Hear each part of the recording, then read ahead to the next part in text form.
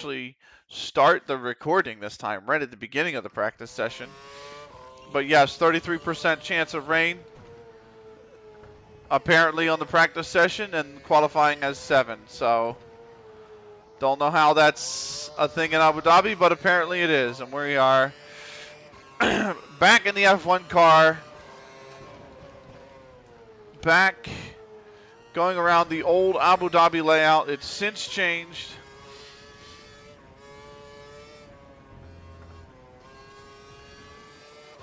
But it's okay. I don't think I haven't raced the new. Actually, I haven't raced the change much. F1 2011. I don't even think I got to it in the career mode. No, I did in 21. I did in 22. I didn't get to it in career mode.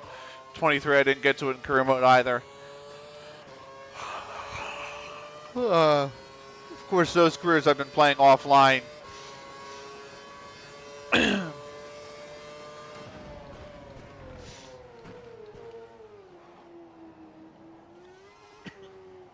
So.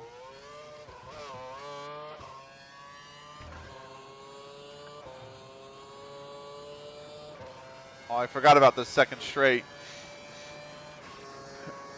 And how twitchy the car is. Like, the steering wheel, like, really randomly jerks to the left halfway down the straight.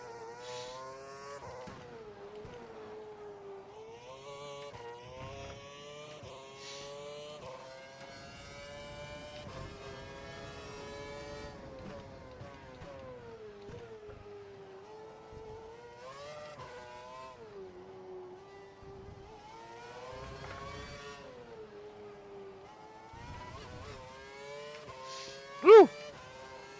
That is a tricky section, and that is a section that if you're going to overdrive it even a smidge, it punishes the ever-living daylights out of you.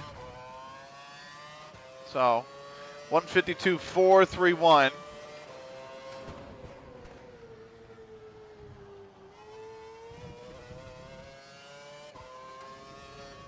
You have to think we will be getting faster as we put some laps in.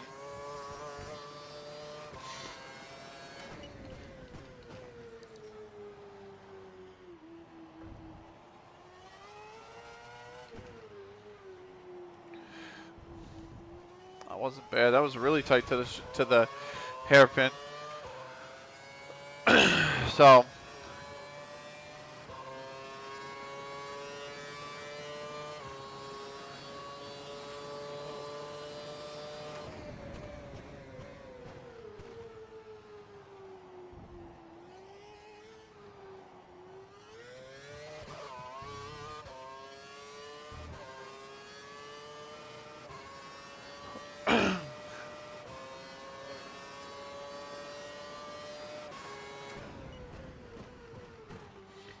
No new engine just yet. We're running engine 7 on this one. We're going to do the practice session at COTA on it, obviously, and then we'll end the practice session, swap it out at COTA for engine 8. So we will basically have the last race and all of the sessions in Interlagos on the same engine, on engine 8. Now, last time I played this, I had a lot of encoding issues. I think they've been resolved. I think I found the issue out, obviously with a new OBS update. We think there's a chance of rain in 15 minutes' time. 15 minutes. 151.733, not bad. Yeah, I think what happened is OBS updated, and I have had for the longest time my recording and stream settings set to highest quality, and that seems to have caused some encoding issues now with the most recent update. So I dropped the the quality set. I moved it to best performance and the encoding quickness, and it seems to have alleviated the issue. It did in FM at least. We'll see if it does in F1.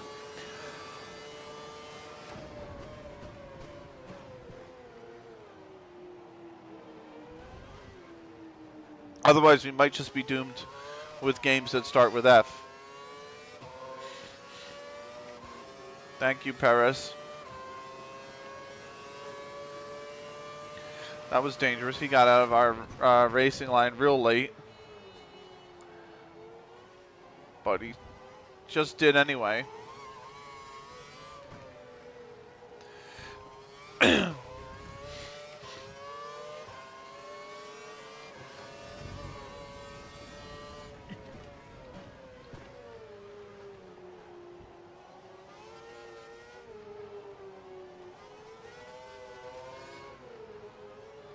Very tricky third section. A lot of really technical corners and just 90-degree turns that just require a lot of grip and not a lot of speed.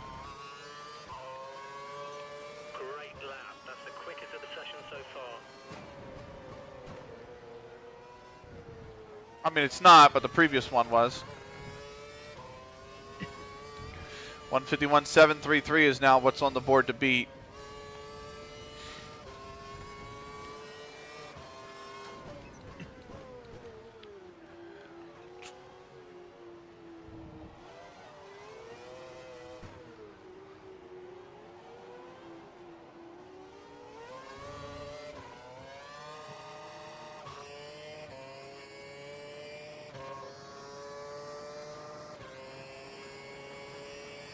Had a problem upshifting apparently. I clicked it, it didn't go. I just didn't click it hard enough.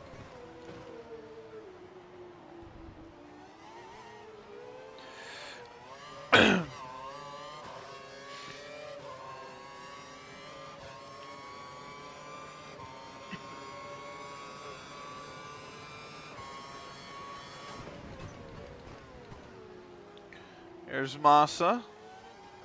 We'll see if he can finally pick up points for Ferrari at some point this season. I think he has, actually. I'm wondering if he has. I think he has.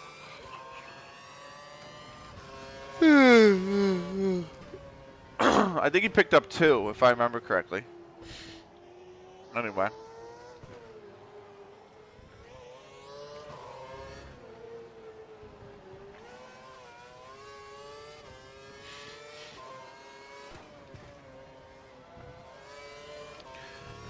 I have, news on CLG FC, by the way, since we did mention it. I have actually uploaded episodes 32 and 33. 32 debuted earlier this evening. It is up. It was up as of 5, I think, 30. So just a little over an hour ago. And then obviously, 33 is set to debut tomorrow. Whoa. The wheel really snapped back on me there. I'm getting some frame drops, but that's about it. I'm wondering if there's VSync on. I can't check. There's no way for me to check while I'm in. I'd have to leave and restart the whole practice session. Fuck that.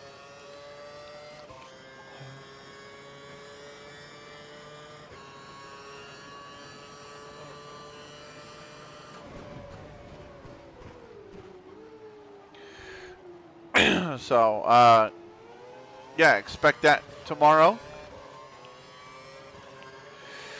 It's going live early as well, I think in the morning.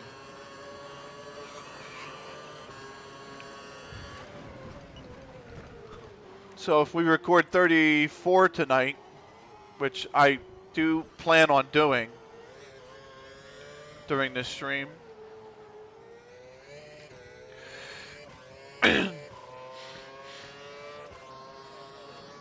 then we will we'll put that up, or upload that tomorrow, I should say. I might set that to upload before I go to the gym, and then set it to debut while I'm at the football or something. I am going to the football tomorrow. So there is that.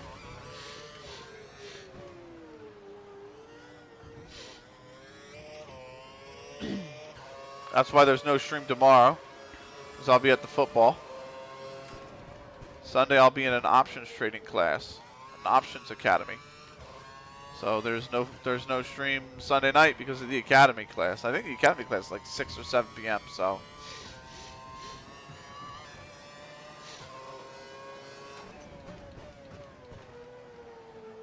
Whoa, tires really wanted to go there.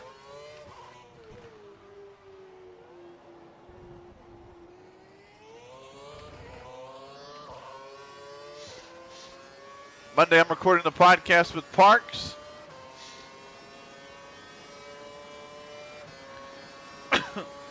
And then Tuesday I have the Options Academy again.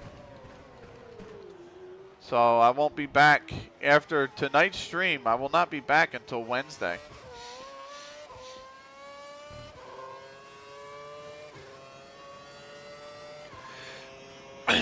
So just a heads up, a programming note, if you would, about that. So Wednesday will be. I mean, assuming we play the Milnrow Figrovia game tonight in FM, Wednesday's game will be the big one against Earlham Steel Rangers reserves. So magic number 4 points in our league. So.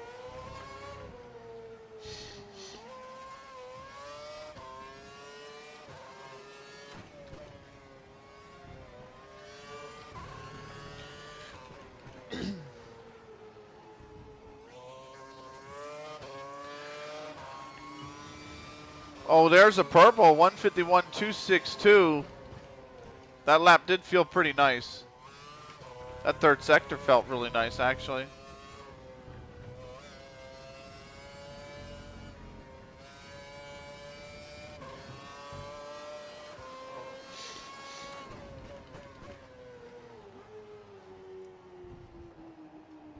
Oh, I ran that way wide.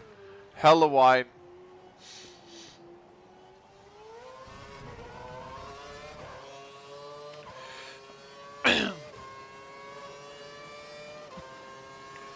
So, just chilling tonight. Playing some F1.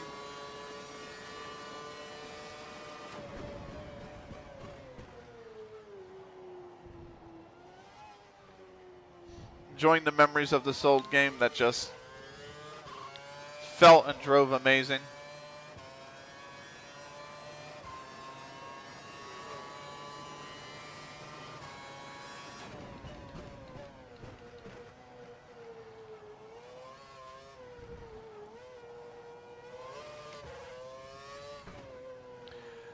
Whew.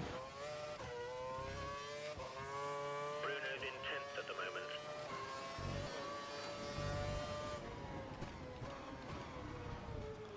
Yeah, that's the risk if you keep that DRS open. You want to push it, you really do. But the risk is that when you whip it around for that right-hander, you're going to lock the front right. And that'll just give you way too much understeer. Purple anyway. 151, 150.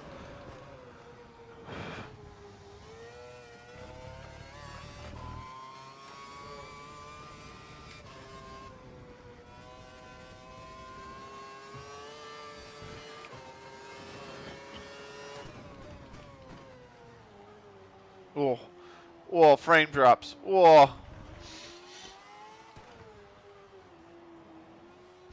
You got any more of them frame drops? Let me turn the fan on, shall I? Let me get the box fan going. It's not a box fan. Sorry, it's essentially like a wind machine, but it's not an industrial one. Whoa! I got papers that's trying to blow off the desk now. I totally forgot. It's my mail. It's my mail. Which is all really just shred work. So let's get back to it. I don't think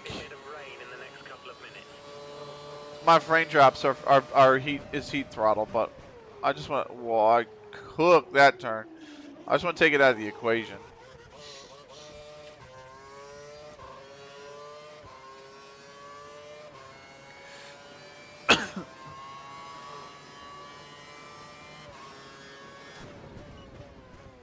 How am I still purple? That makes absolutely no sense. Makes no sense at all.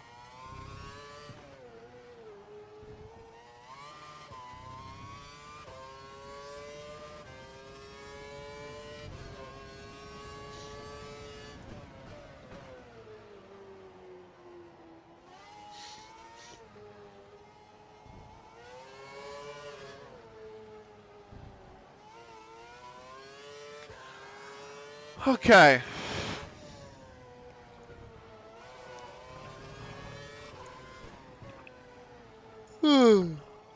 Sorry, I'm tired. It's been a long week.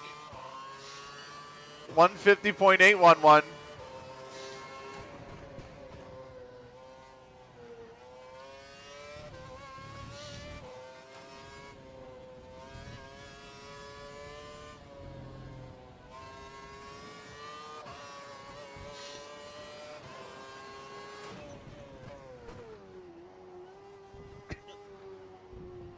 Woo.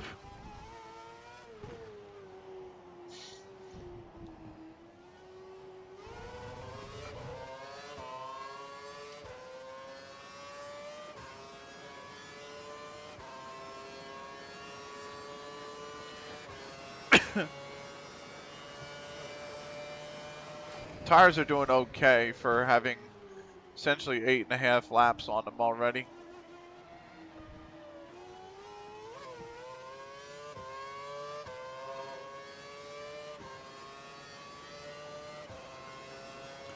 I have a feeling it'll still be about a 3-stop race. It is what, 55 laps, I want to say? I think it's 55 around here.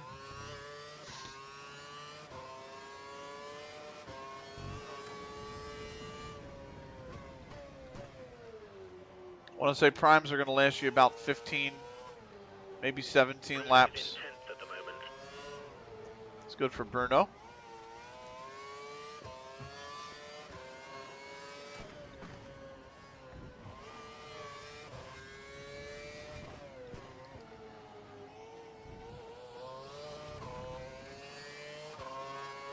Oh, I didn't go purple, but that is very close to having gone purple. That is 6/100ths of a second off.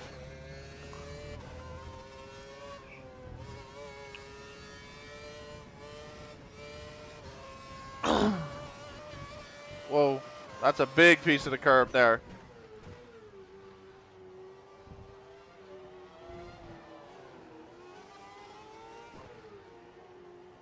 Oh, what did you know it? That was a drop of rain.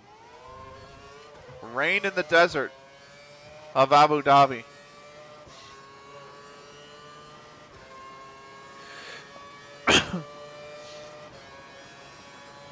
How about that?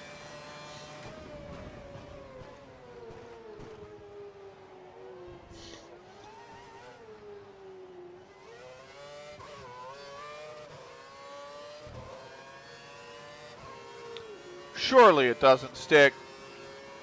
Surely the track doesn't become, you know, I've overcooked the turn. Surely the track doesn't become intermediate conditions.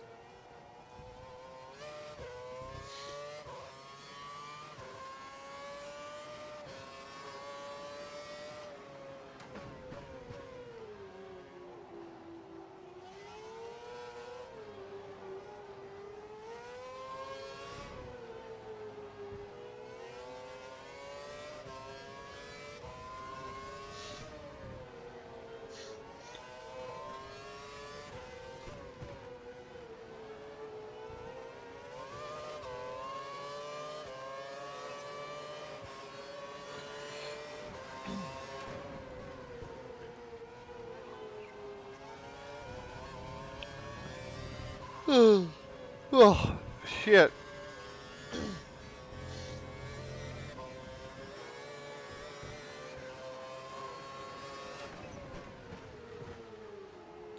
I think this weekend was long and I'm tired. Well, this weekend's going to be even more tired. I'm playing golf on Sunday.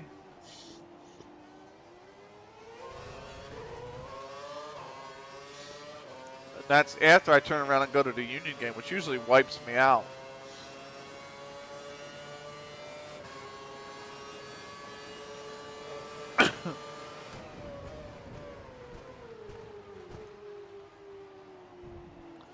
Union games can be very tiring.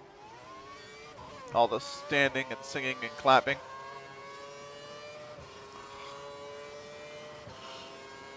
And all the walking you have to do to get into the stadium and around the stadium.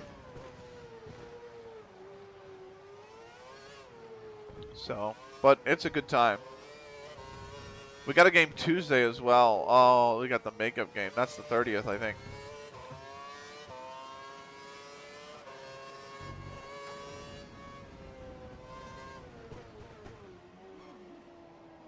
That is, I think, I hope it's, is it? Was Wednesday the 30th of Tuesday?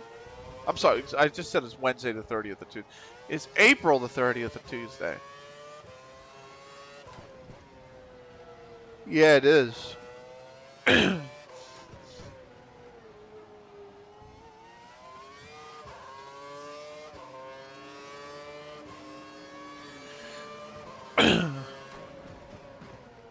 The track is getting a little bit slippery.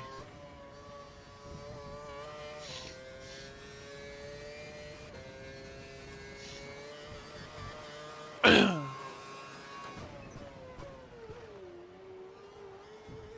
dry line is like lost all its rubber,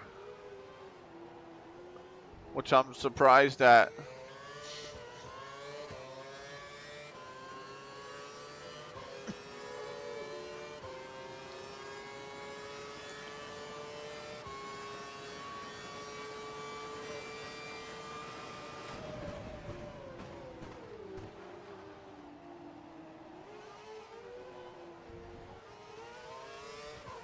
All right.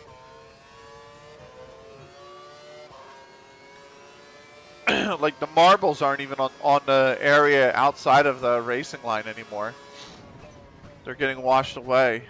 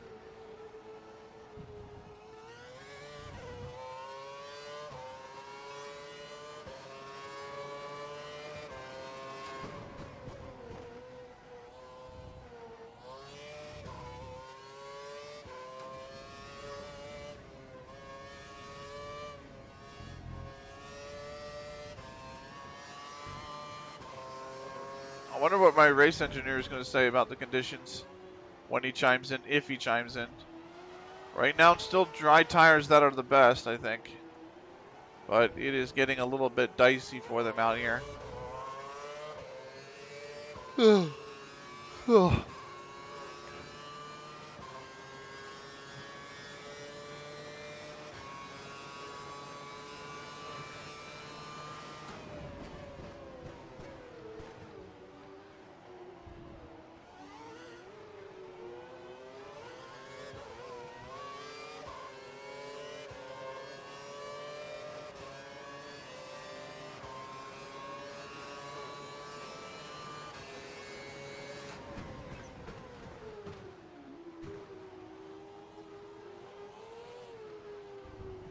How to have a good lap ruined. Meet Glock in a corner. Ah!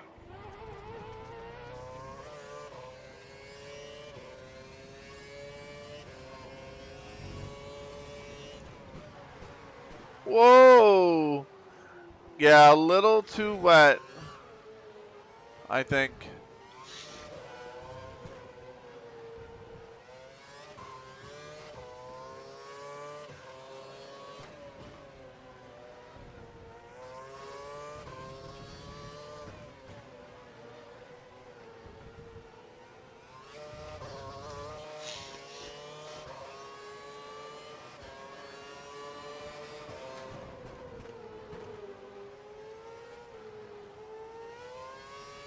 I'm just genuinely so shocked. Oh yeah, the tires are getting cold. Which means it is time to pit.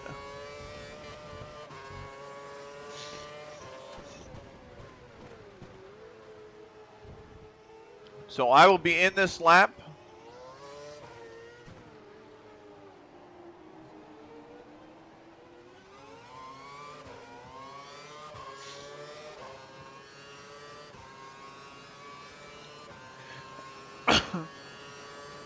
Tires can probably give you about 17 laps of life. Just gonna use Ricardo as a brake, an emergency brake. The rain is expected to stop in around 15 minutes time. Well, it's already bad enough, mate.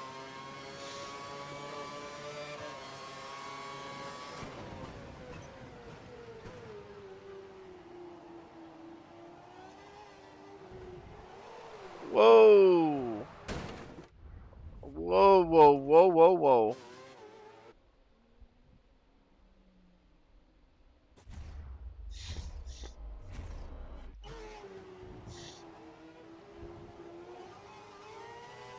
That was, wipe out. Keep the tyres warm. Keep warming the tyres.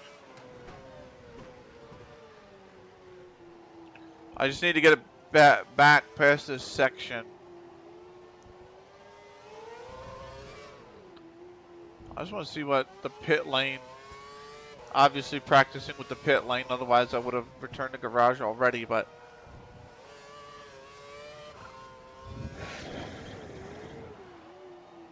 oh, I just made it. There we go.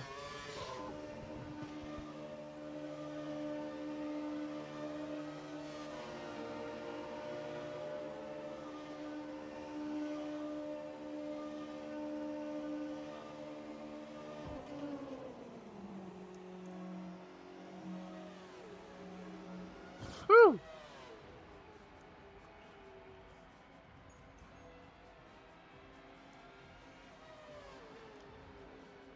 That was 13 laps on the primes.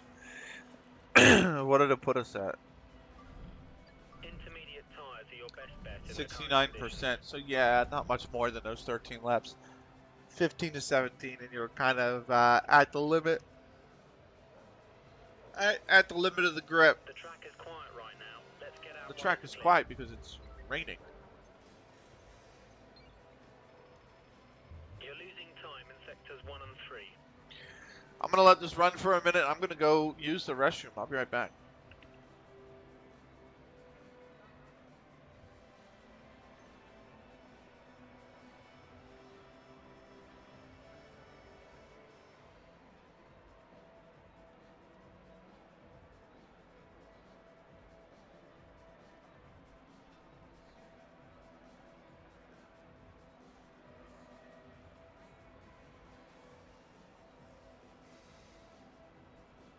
We've got just 30 minutes of this session remaining.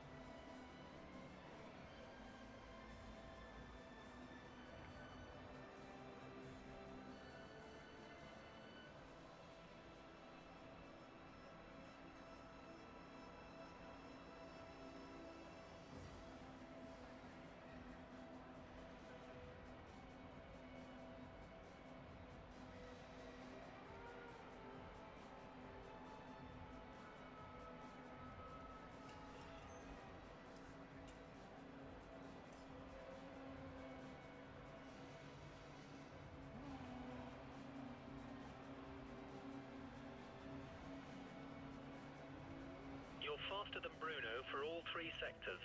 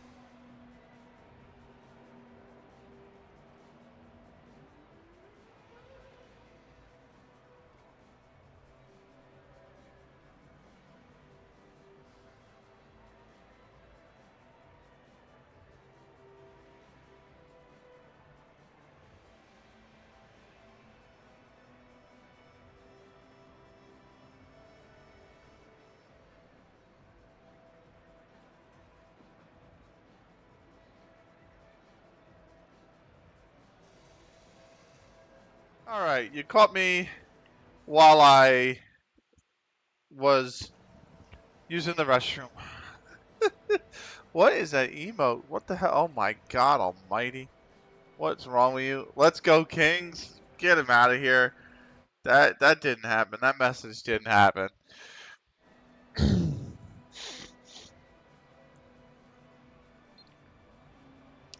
Is it raining out right now on the track?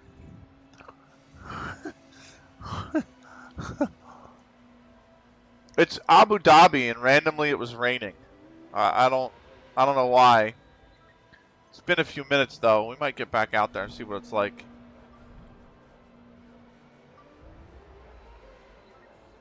He's not saying anything, and the paddock. Oh, it's still raining. These are all raindrops right here. So we're gonna fast forward a little bit. We'll fast forward about 10 minutes.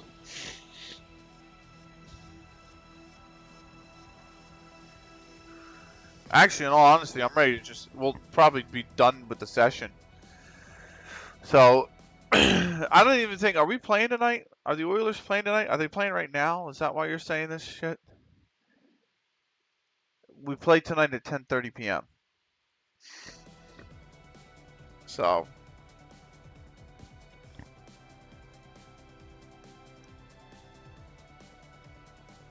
yeah. Damn LA times is what it is. 5 minutes left. That's when you get when you got to play the Kings. You get that nice 10:30 p.m. start time.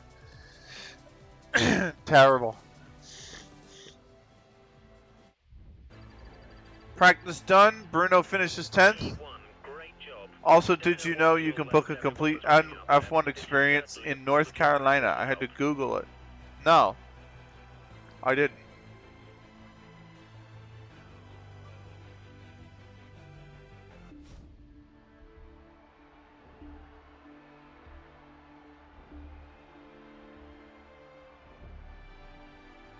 We're into qualifying. Let's get out there. Let's get out and make sure we're on primes. Okay, you should And let's go on a flying lap. qualifying session easily. So try to get a hot lap in early so we can save the tyres.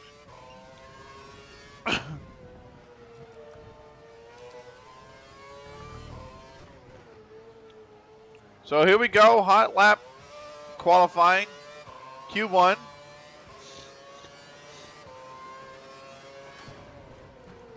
No, I did not know that, but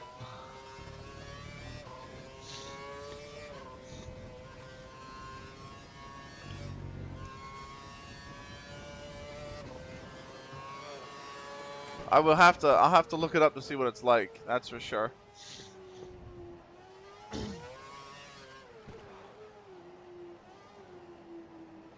Because they race 3 times here now. Oh, Coda. Coda's the track I would go to. The 3 races in the U.S., Miami is ass. Vegas is abysmal. I would only go to Vegas to see a friend, quite honestly, because there's a friend out in Vegas. I have a good friend of mine in Vegas. And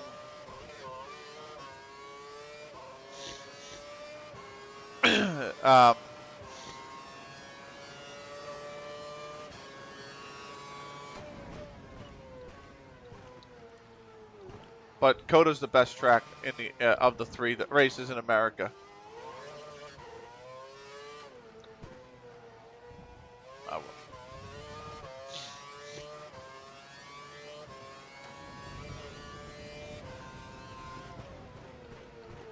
Woo! This car is quick. I will say that. The only problem I have with Yas Marina in general is that the curbs are quite aggressive, and it really makes the car twitchy. But aside from that, it's not bad. There's a 147 something 12, 412, 712, 214. Sorry. Go King. I just want the Sixers to beat the freaking Knicks, man. I can't stand the Knicks. And I want the Rangers to go out of the playoffs. I can't stand the Rangers. So.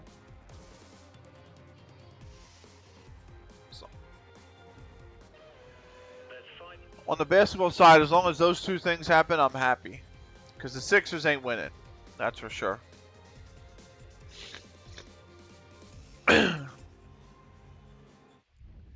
Even if they get past the series, well, they're up 2-0 in the series, and the Sixers, I don't know, man.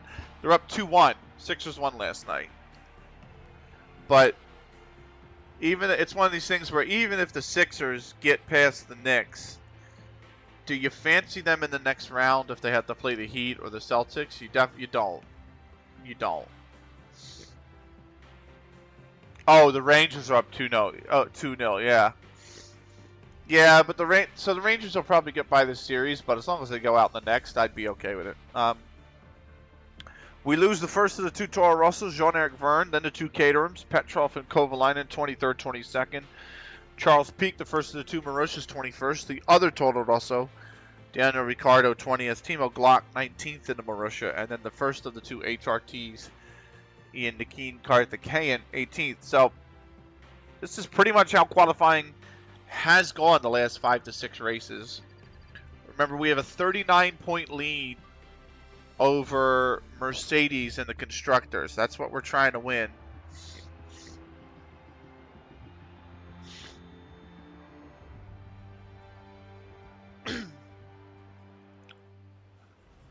Let's go back and put those same set of primes on.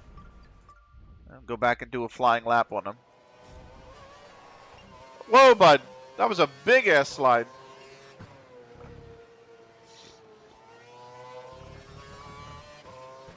Why is it raining in Abu Dhabi?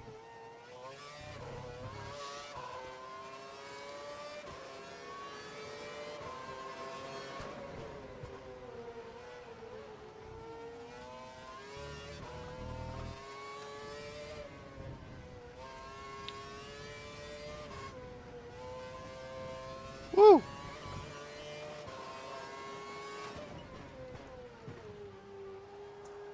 Anyway, we're gonna do the race tonight, and then we will we'll kick into some CLG FC, some good old Football Manager.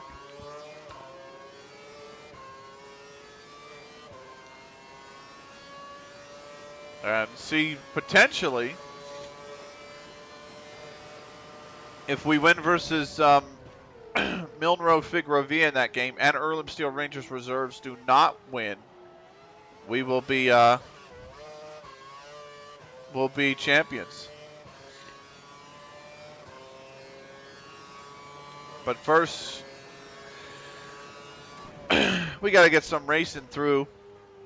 We got to get through some racing, I should say.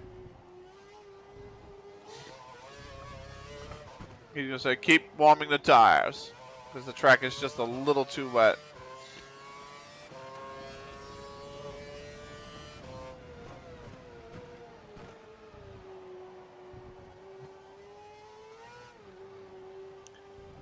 But we should be able to put down a pretty competitive lap nonetheless.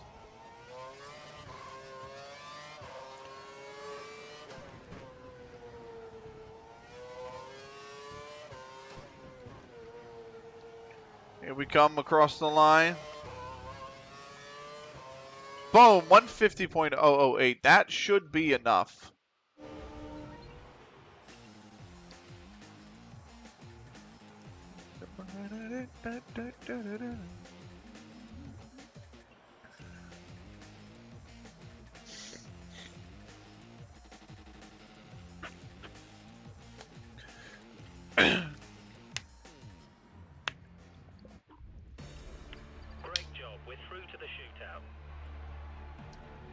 We lose Massa, the first of the two Ferraris, P17. We lose Pedro De La Rosa, the other HRT in P16. We lose our teammate in P15th. That's a bad qualifying result for Bruno Senna. Paul DeResta is higher, Force India 14th. Mark Webber, the first of the two Red Bulls, is out in 13th. Nico Hulkenberg, the other Force India, is in 12th. And the second Ferrari, Fernando Alonso, is out in 11th. So Vettel for Red Bull just sneaks into Q3. Why is it still raining? Y'all told me it was going to be like a 3% chance during qualifying.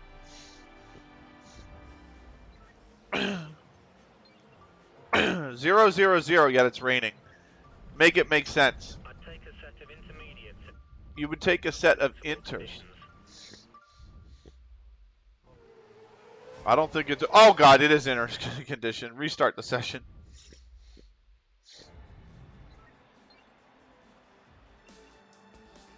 I think we're going to let time tick out here for a little bit.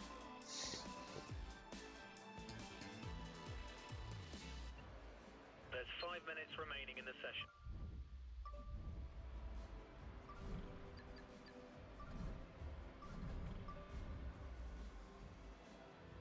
Is the track dry enough?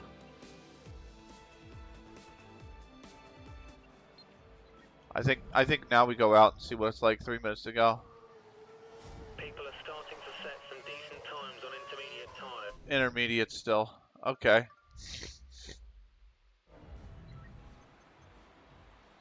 Well, let's go out there and see. The intermediate tires actually means we can start on any compound come the start of the race. We don't have to stick to the primes. We can go options.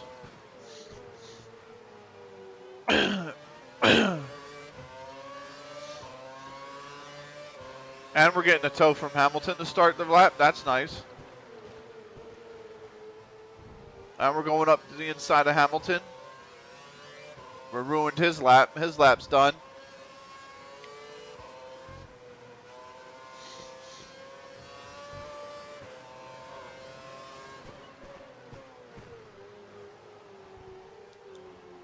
Let's see what we got here.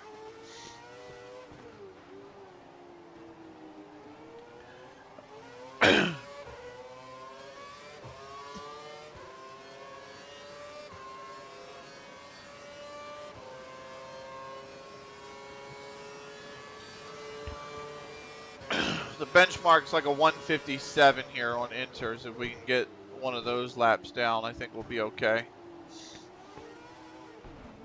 Oh, Oh, Rosberg.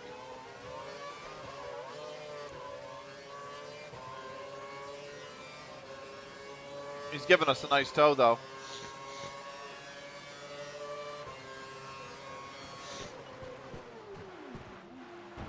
Oh, just... that's gonna have to be a rewind, because otherwise that's gonna be like a freaking 5-place grid penalty.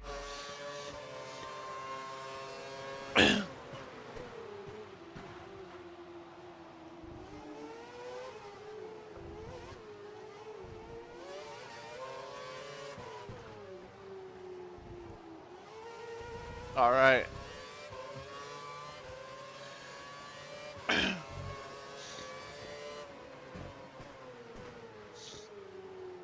Managed to break it down without locking anything. That's nice.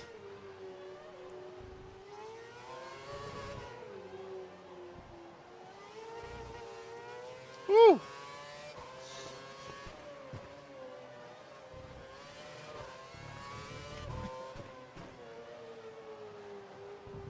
And it just curves it to the line.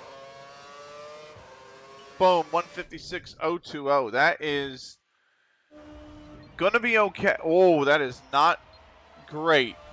So let's get a second lap going. We're only on pole. I mean, we're on pole by a good amount, but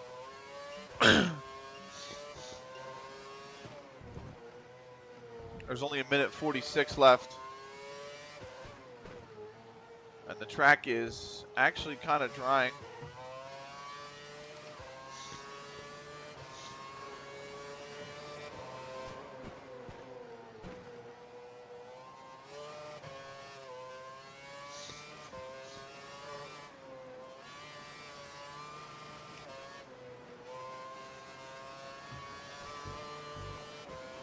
This is going to be interesting. If anyone's come out on dries, they might actually pip us to the line.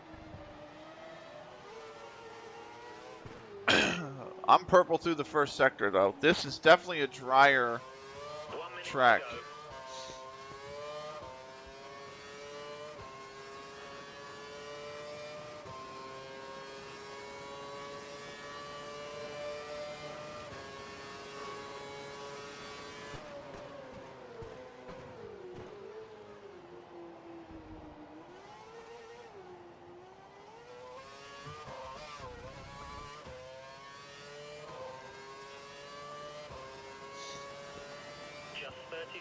I'm interested to see.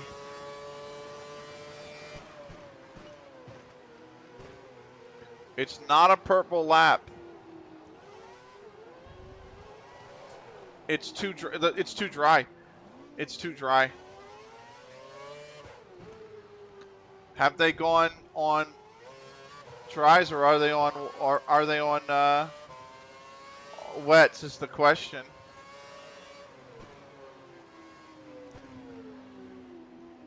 Vettel's on dries. Session time's expired. Anybody on a hot lap can finish it.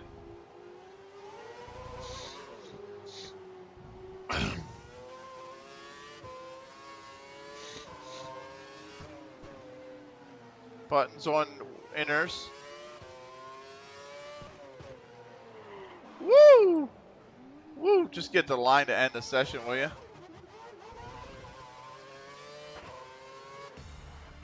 We are still on pole. That's put us in with a great chance of winning the race tomorrow. But that was dicey. Anybody that could have been timed for somebody if they came out and they had about a minute and a half left, or a minute left, and that's when they started their hot lap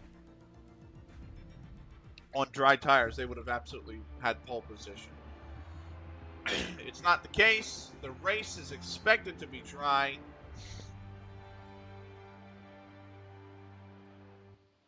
And so we get to pick whatever we want.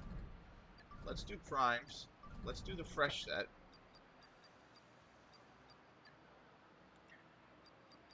It wants prime option, right? Hang on. Oh, I do get. I can. I do have 2 sets of fresh primes. So if I do 17, 33, 45 and 55. The real thing is I can't actually cut a pit stop out of this, so. But I am going to do prime option.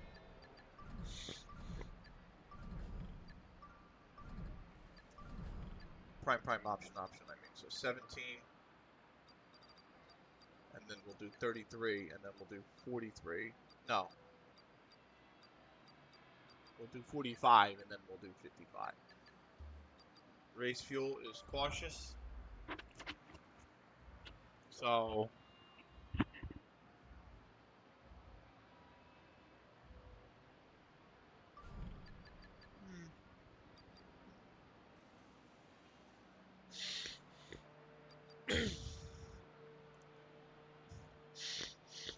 we could do normal, but let's do normal actually.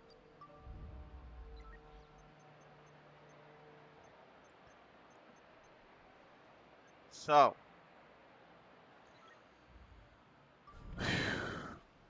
this is it. We're gonna go to the track 55 laps around Abu Dhabi, around the Yas Marina Circuit.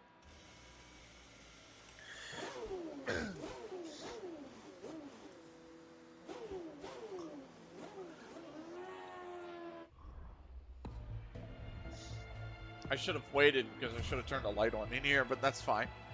It's fine.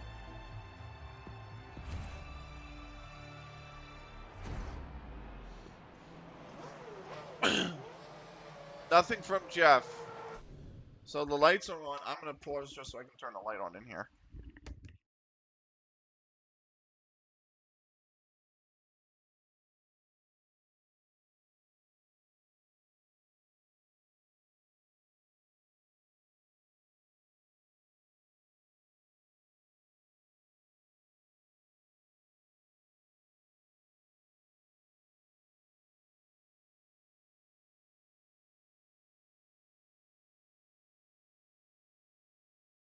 It's 7:40 at night. The sun's down in like 15 minutes anyway, so I had to get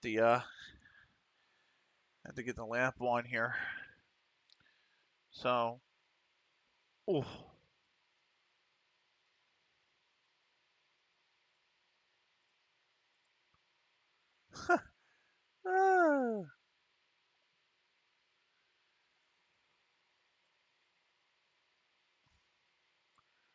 Looking at, ooh,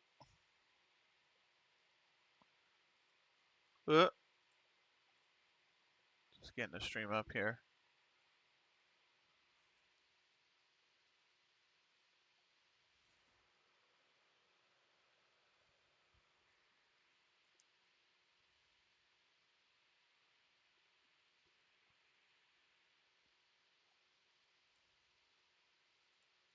What's this? Oh, okay. Let's just what I was gonna do is get this is gonna be like a 3 hour, not a 3 hour, but like a 2 hour. Where the hell? YouTube keeps changing, and I never know where the hell anything is anymore. Come on, there we go. Shuffle. I would play this, but this has like 5 minutes of dead air on the end of it, so we're just gonna skip. There we go.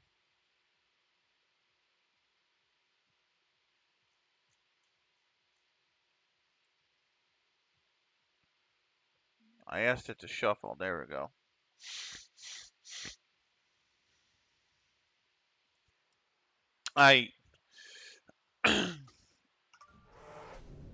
What happened there? Why did it?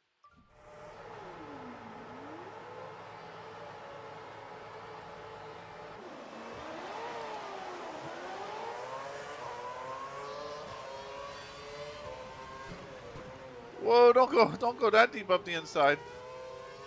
You gotta make the corner eventually. All right, we're away.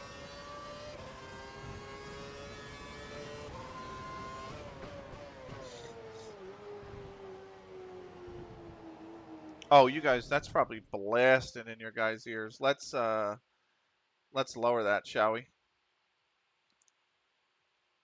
35.5 is fine. There we go.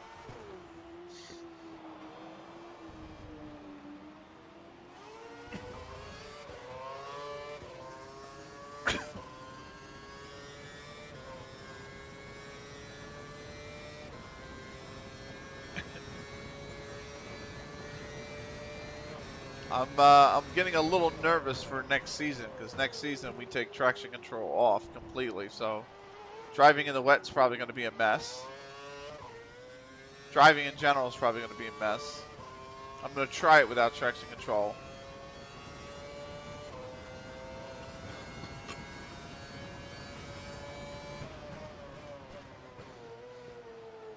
I can't imagine too on the longer courses, Yas Marina, Spa.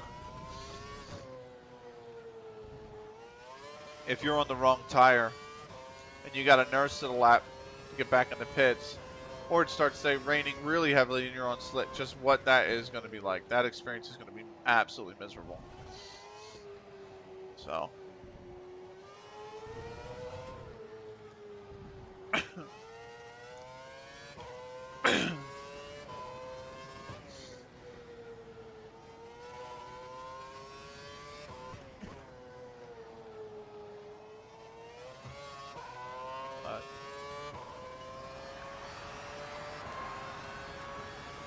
This way. We will have to monitor the gas usage, the fuel usage.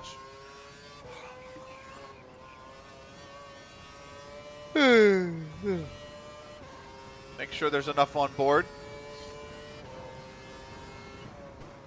A normal doesn't take too much away from us or add too much to us in terms of overall lap usage. So.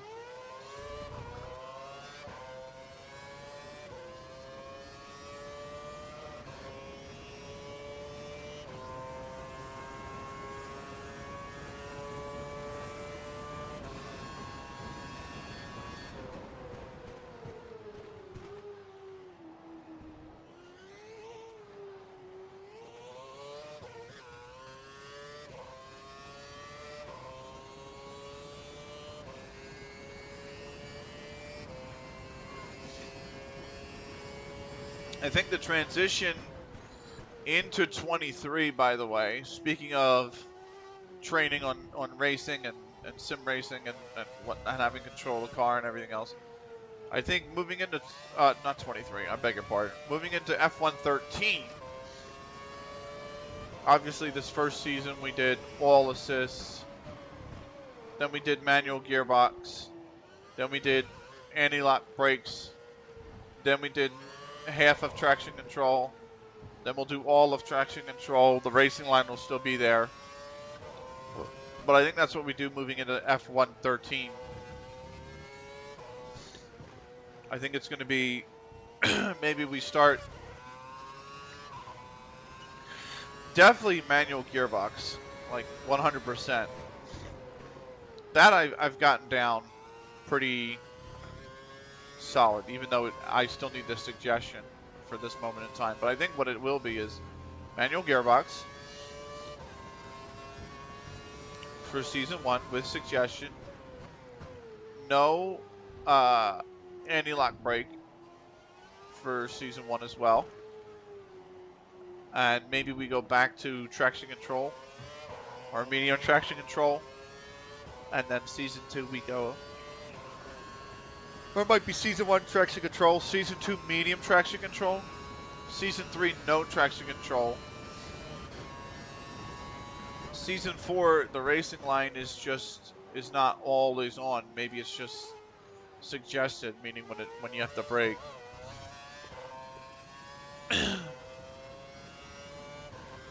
And then season 5, maybe it's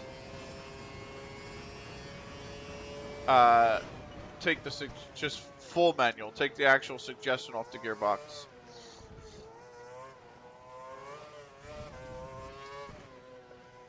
And and then moving in like 2014 or something, I eventually can get rid of the racing line and just be completely assistless.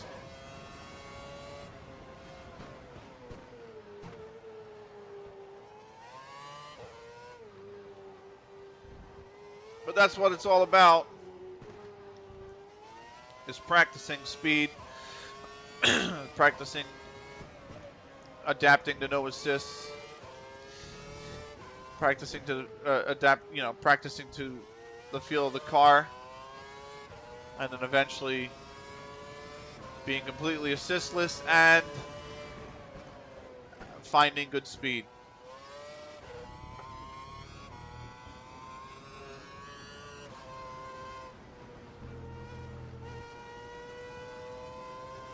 .152.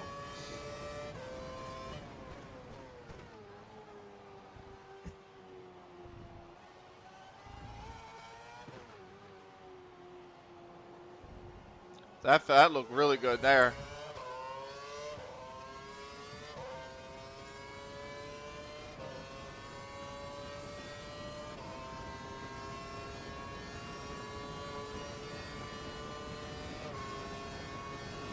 So. Ah! Perez is quite a way behind you. The gap's around 30 seconds. Thanks, Jeff.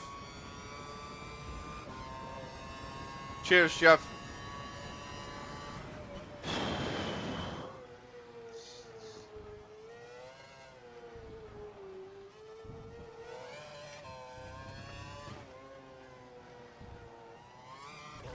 So.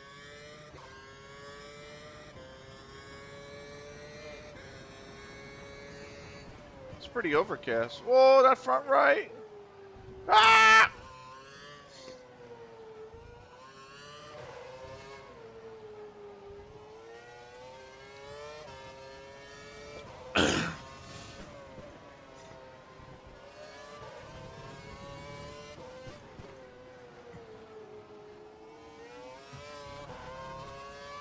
There we go.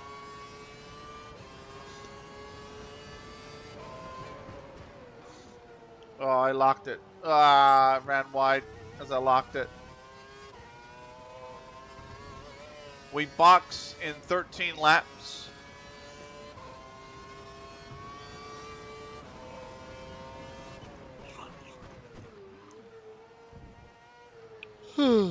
I had said after the practice session, by the way, that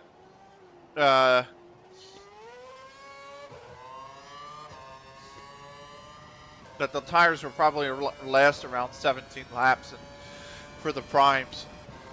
That seems to exactly be the case.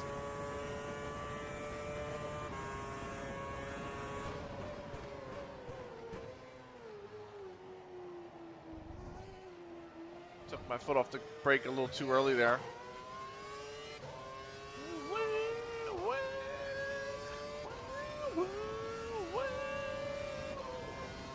Oh, God.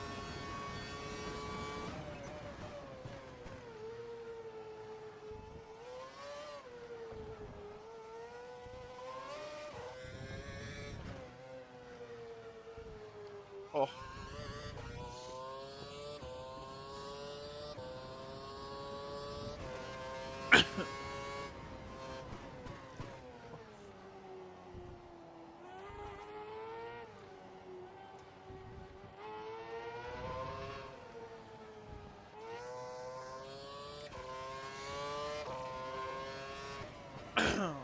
Those felt all right.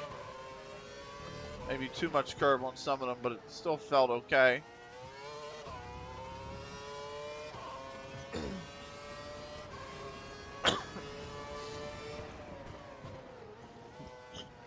Oh, sorry.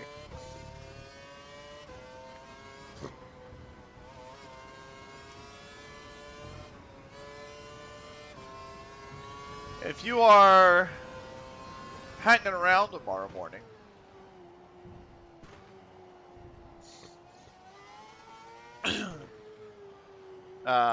FIPO, good friend of the stream,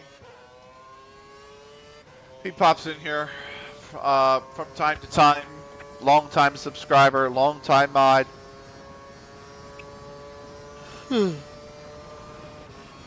He's playing a reserve match, or he's playing in a football match tomorrow for Union Garten Reserves. And it will be live streamed.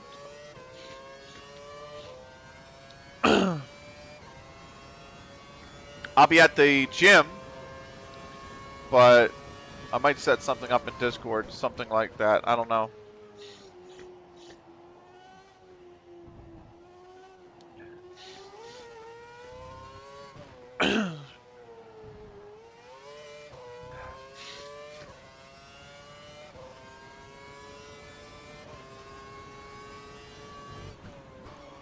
Oh, oh, that's the worst.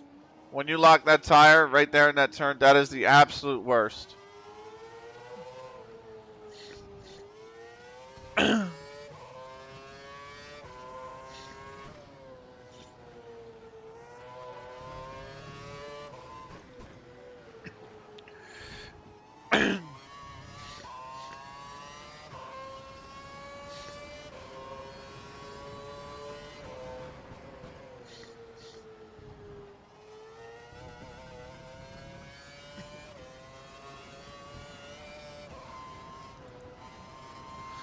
Woo!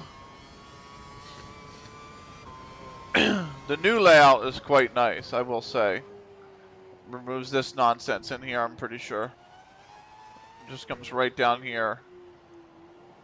Straight into the hairpin.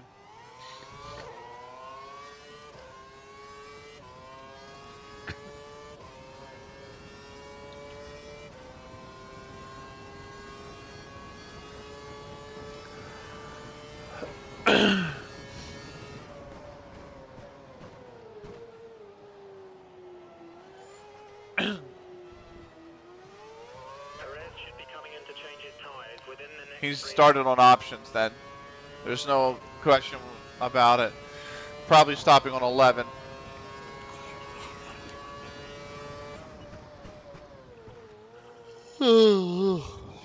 Whoa.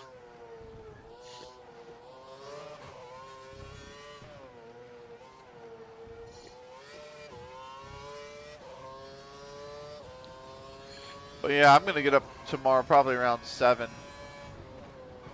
Again, I've locked it up. Much better this time despite the lockup, but yeah, I think tomorrow I'll get up at 7. Shower, get to the gym at 8.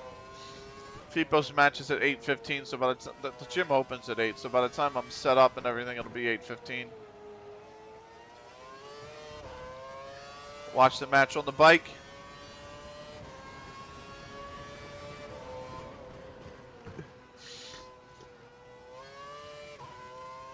And then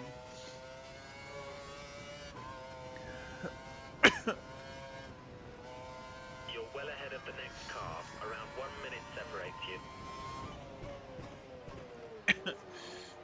and then I'll go to the game.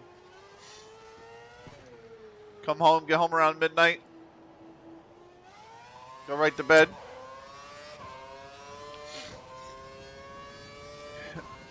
Wake up for, I think it's like a 7:28 tea time or something like that.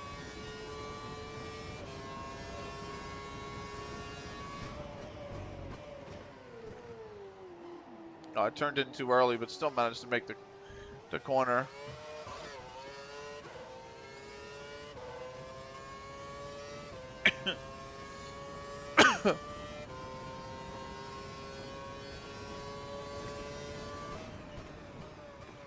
You're coming up on a group of slow-moving cars. Try to pass them quickly.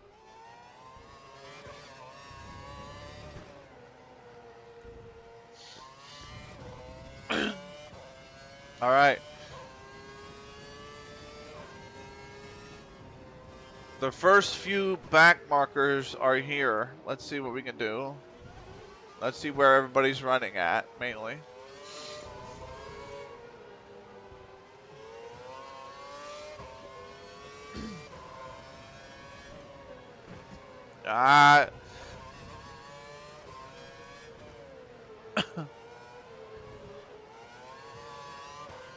No DNS, Petrov in last.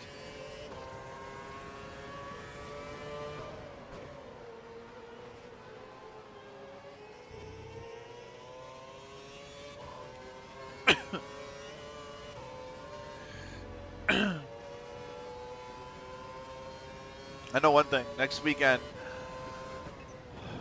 or probably next Friday, I'll have to get my hair cut. Vern is in 22nd, which means who the hell's in 23rd? Because I've only passed Petrov, so picking 21st.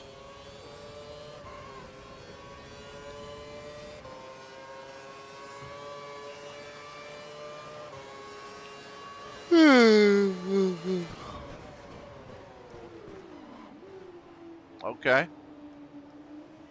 There's Glock and Kovalainen. So where is Ricardo? We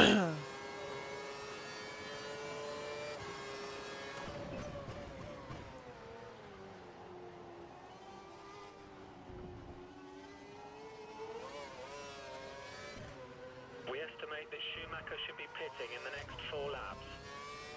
He probably ran options too.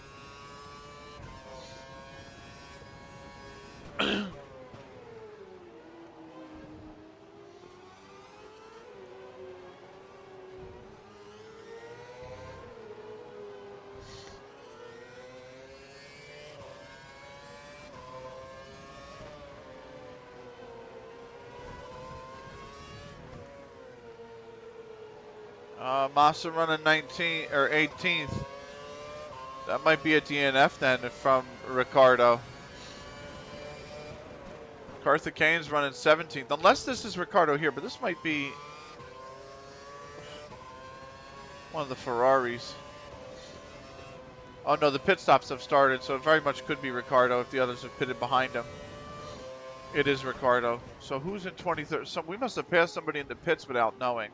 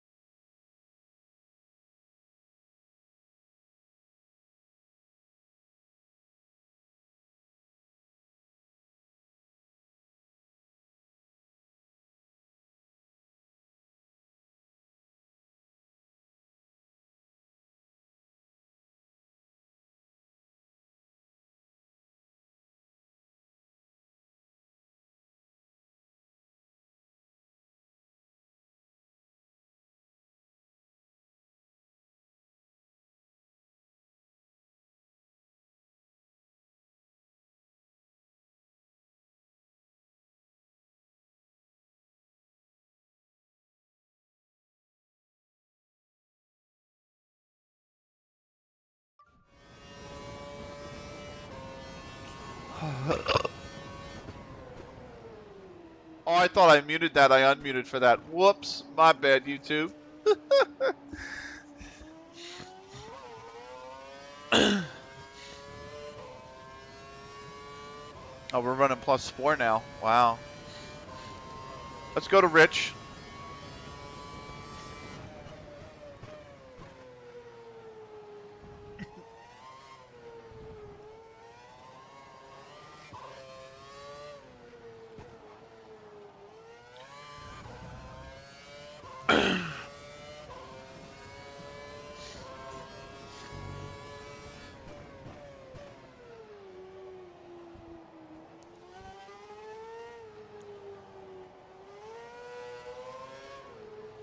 Let's see what we can do here with the fuel in Rich.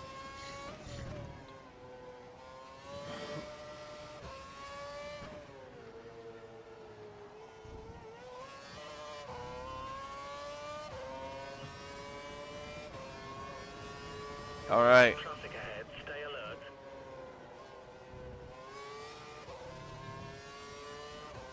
More pit lane traffic.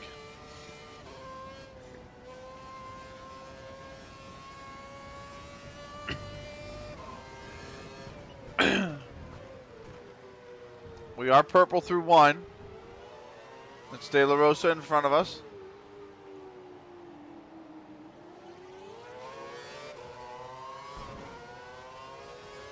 Fucking idiot. Get out of the way.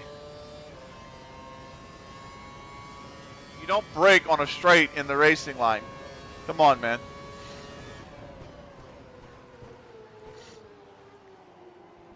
This idiot just brake checked me. Check wing damage. That's what it felt like. But to be fair, Stroll is an idiot.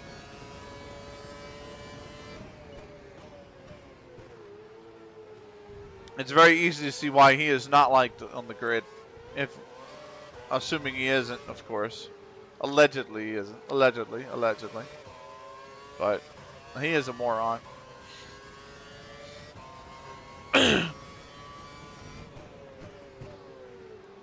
Oh, I locked it. I couldn't get it slowed in time.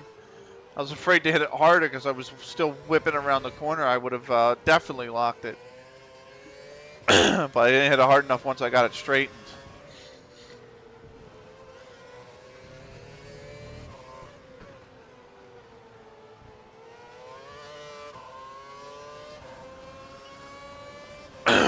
It's still purple. 151.973. Our first lap into the 151s here during the race. Fix my foot there.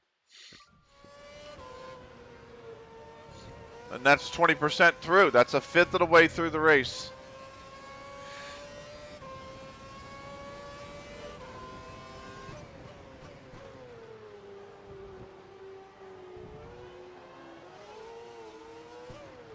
All right.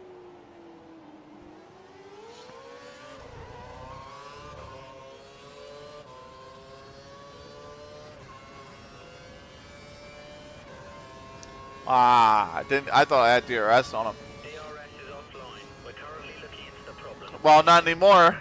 It's borked. Center running P10. That's big for us. The rest of P9. This is the pit stop crew. I hate how if you go right of the suggested line, the wheel wants to snap back left. Like the wheel, it doesn't want to snap back left. It does snap back left on you, and I don't know why. There's a couple of slower cars just ahead of you.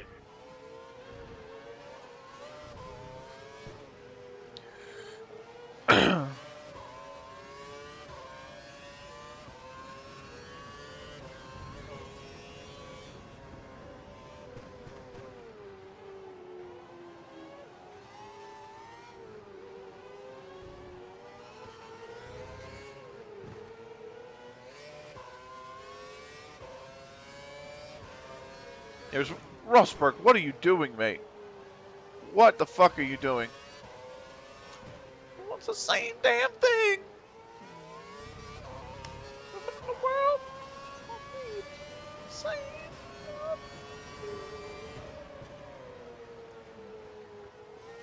I'm gonna cry for you, love. Stand. How come you're gone?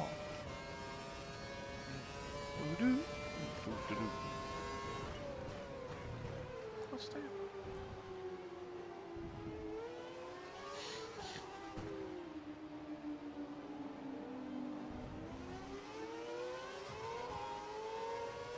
See, just stay right.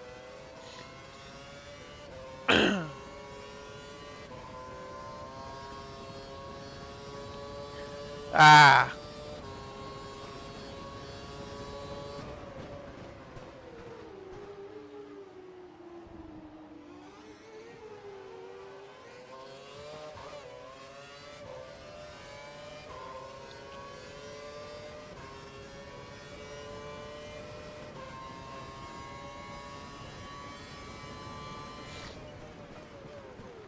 Oh, Kobayashi's running P3. Hello.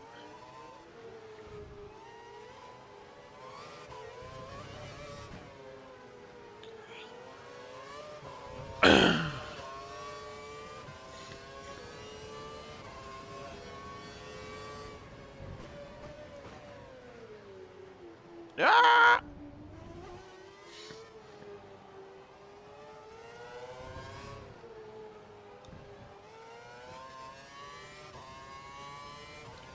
All right. Dude.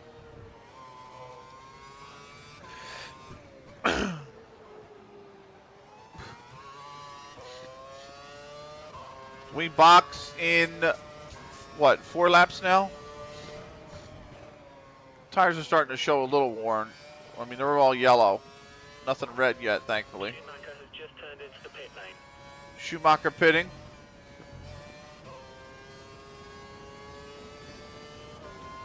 Puts Rosberg second.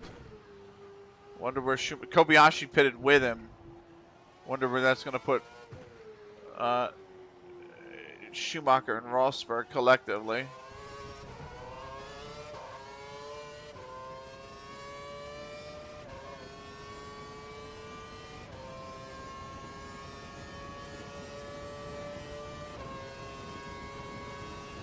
Senna should be pitting within 3 to 4 laps here.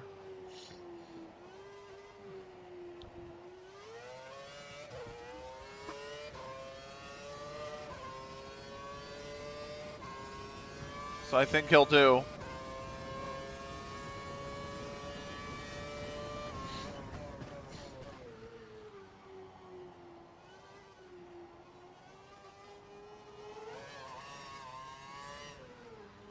DRS is now fixed and available to Thank you. I'm just not near another car now.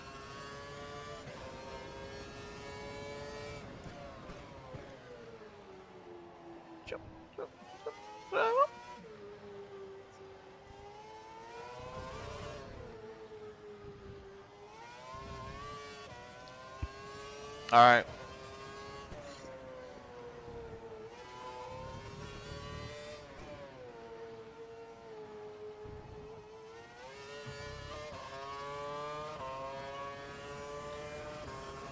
Whew.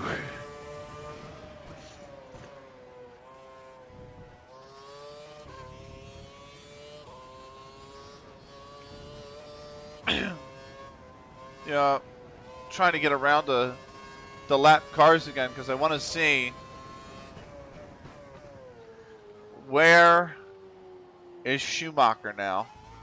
Rosberg in second. That's 15. That's 18 points for Mercedes. Rosberg is pitting. Oh boy, Schumacher just passed Rosberg. Kobayashi just passed Rosberg. So Schumacher second. That's 18 points for Mercedes right now.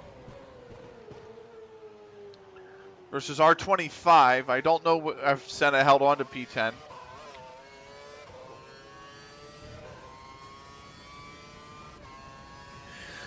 If Rosberg's P4, it'll mean that the gap will get cut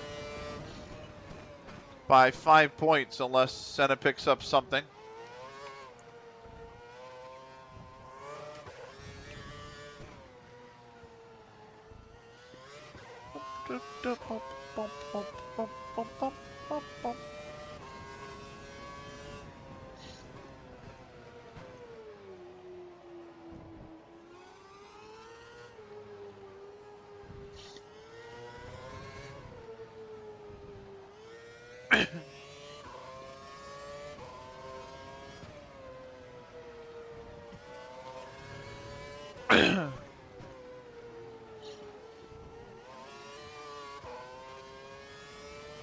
Oh, it's purple. 151.592. Look at that.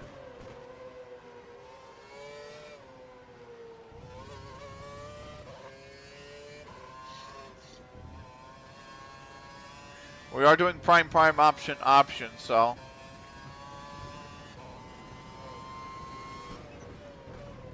I have a feeling the 150, the break of the 150s, a break below the 150s will be once we get on the option tire.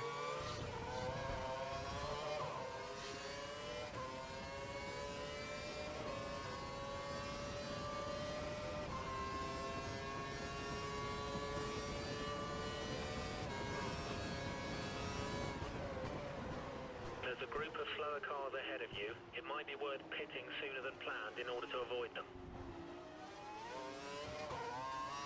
No, we're good.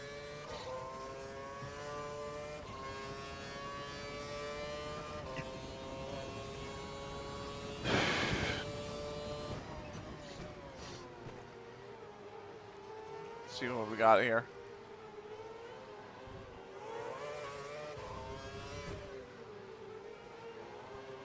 Yeah, there. I think there's a DNF.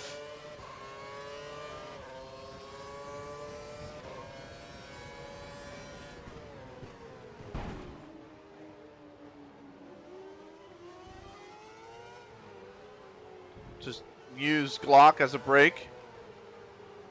It's like a secondary brake.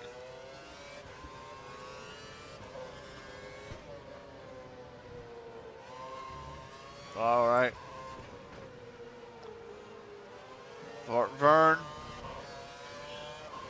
The pit crew is ready for you. Kovalainen. Pit this lap.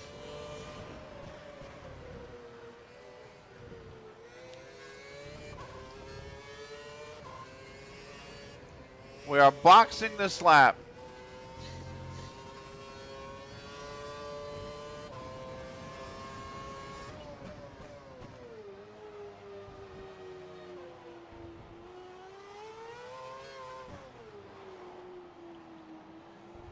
There we go.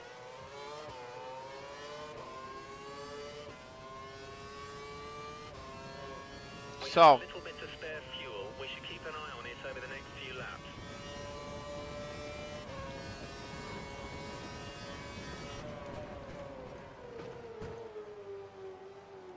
we're just going to run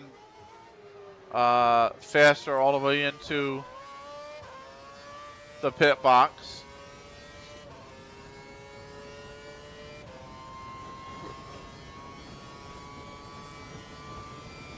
Don't forget, pit in this lap.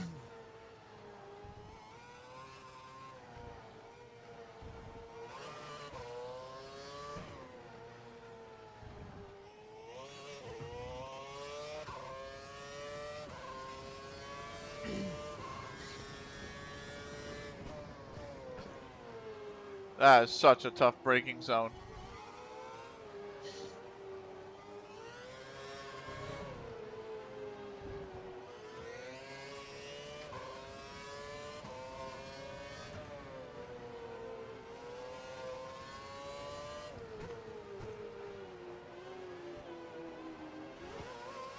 All right.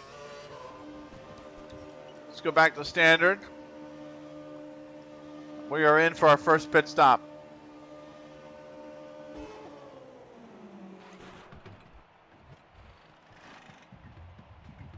Go.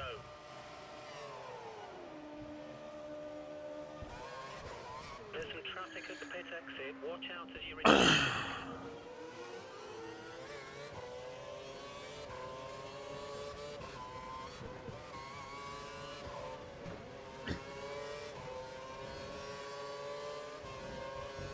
All right. We came out right in the thick of things. You have 2 stops remaining. 2 stops left.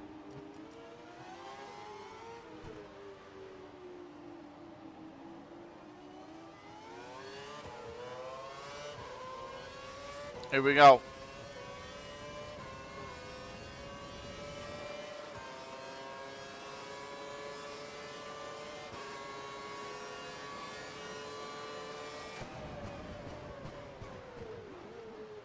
Oh, I locked the front left. It's our second stint. Locked it because they were cold.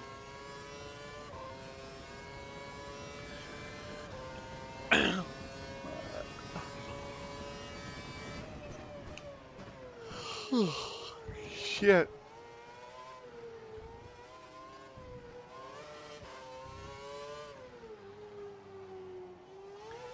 Man. You know what it is?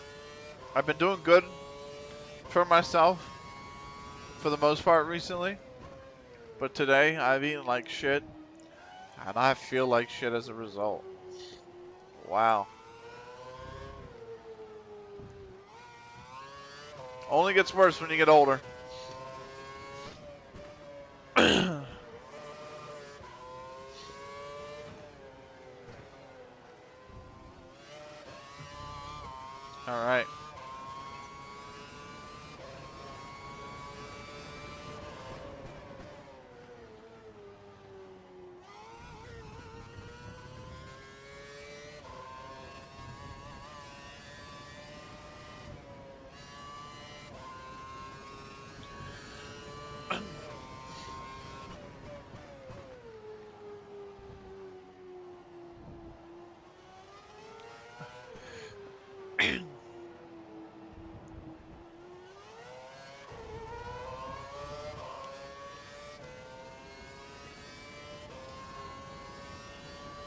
this track really had to grow on me. I will say that.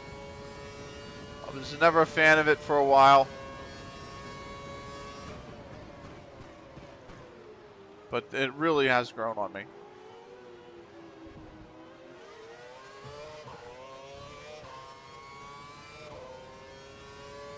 I mean, it's not, you know, a top 5 track that F1 races to every year. You know, that's more like a Melbourne or a Silverstone. Coda. In this game, would be in there.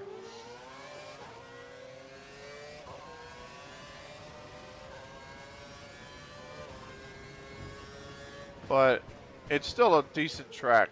I will say that. It's not awful. It's not a bad track to drive. It's not Spa.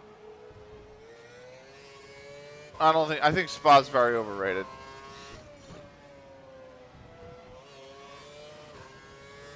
The third section of Spa is the third sector of Spa is about the best part of it, and the bus stop chicane is like the worst part of that sector too, because it's just so unreasonably bumpy, and they just don't smooth it out.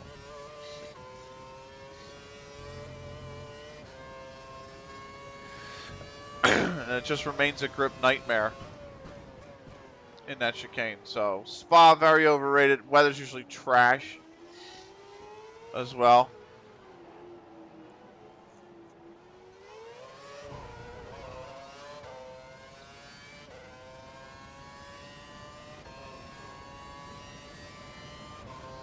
Catalunya is a great track for testing. Really great track. For hot laps, it is a terrible track to race on. It's just not wide enough, and there's barely any overtaking opportunities. Monaco is obviously one of the worst tracks of the circuit.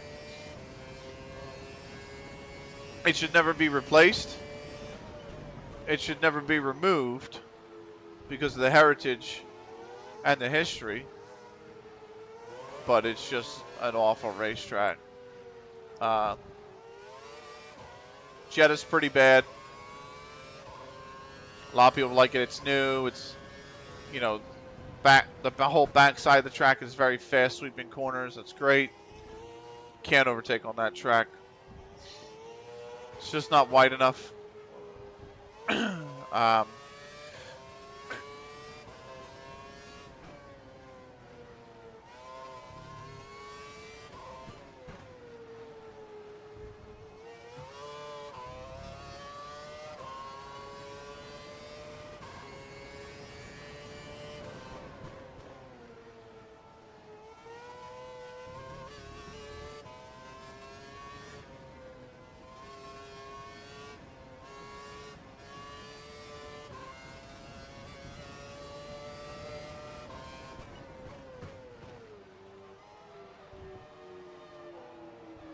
I was going to say, this track, in terms of this track, it's not going to rock your socks off, but it's a solid track that deserves to be in the calendar.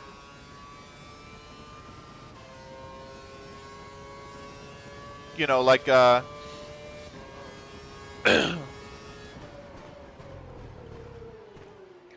a Bahrain, like a Hockenheim. Like a Monza.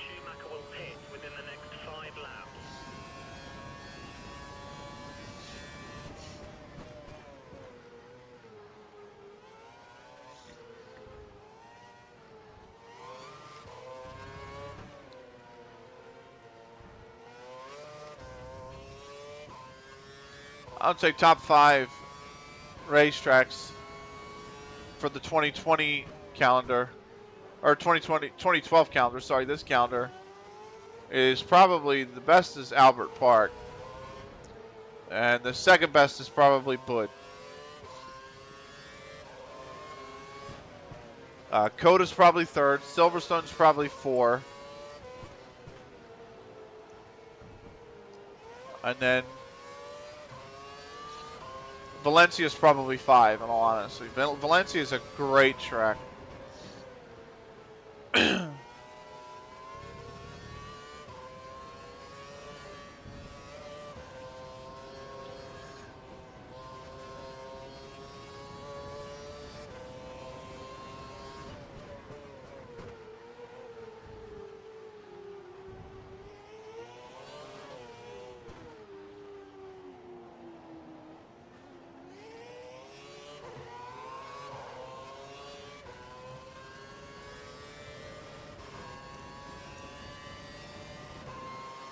Oh, I got DRS. Nice.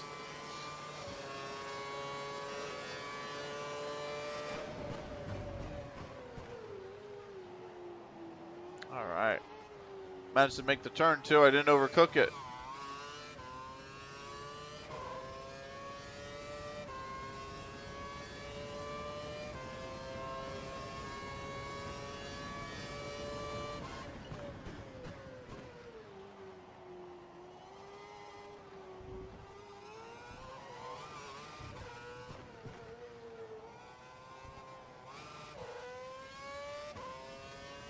I was purple through 2.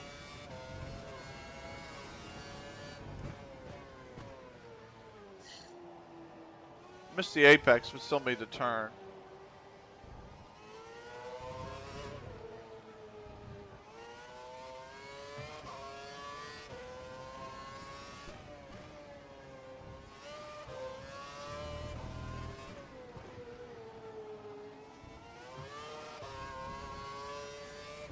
Come on, 150.486. That's purple.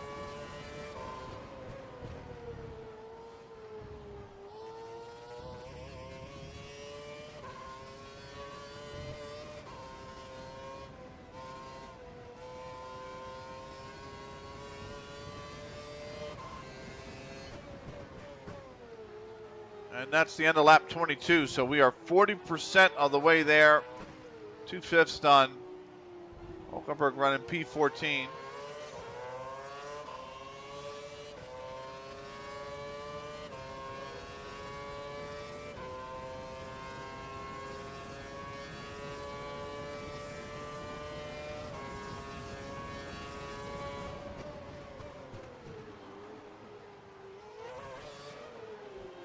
I cooked it.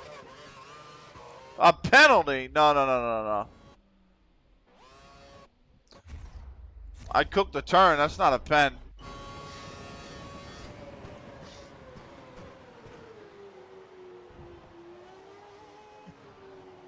There we go.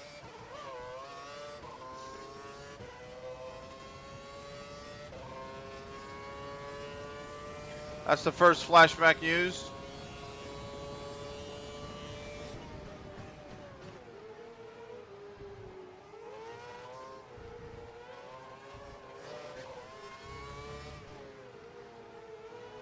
The rest is up to P13. Where is Senna? That's our big question. Where is Senna running?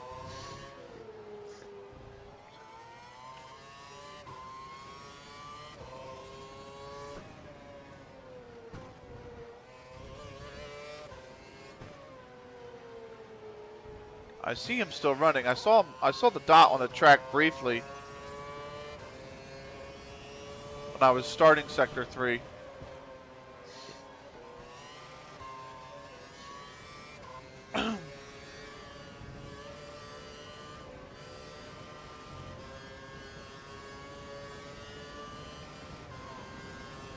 There it is going down the back stretch. Alonso 12, we're purple.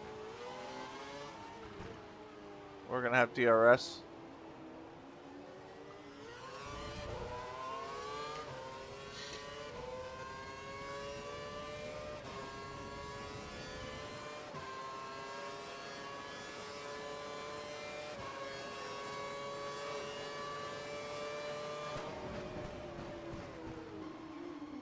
I've cooked the turn.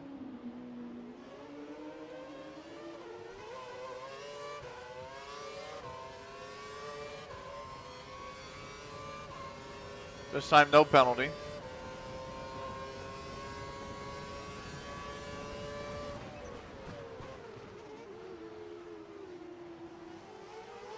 Oh wow, Grosjean running P10. That's brutal.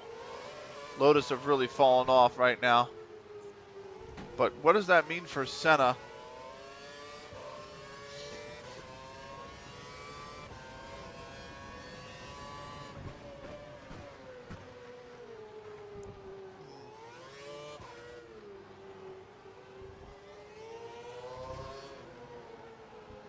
We are approaching him.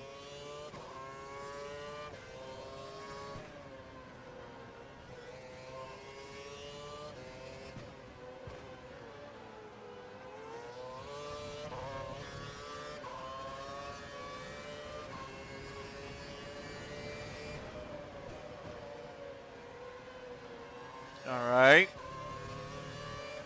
Button running ninth.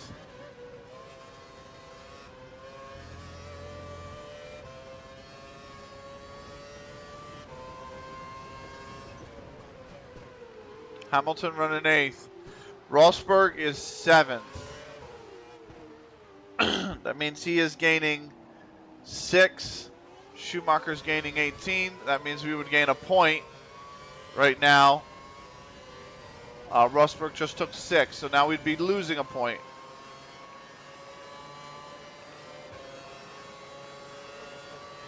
But it also means Bruno Senna is running P5, which would be one of his best results of the season if he can hold on to it. At least that's what I believe.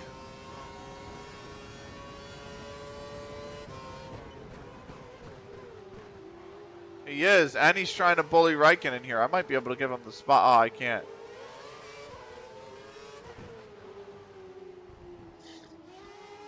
Come on, Senna. Oh, he didn't follow me through.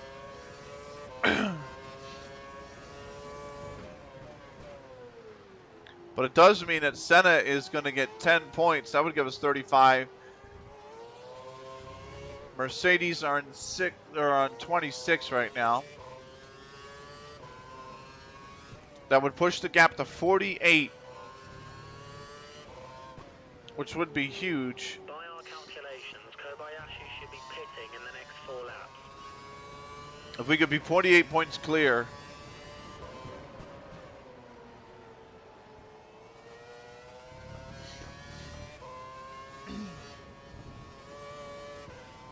Trying to do the math in my head. But it would basically mean a win at Coda would put us within 4 points of the title.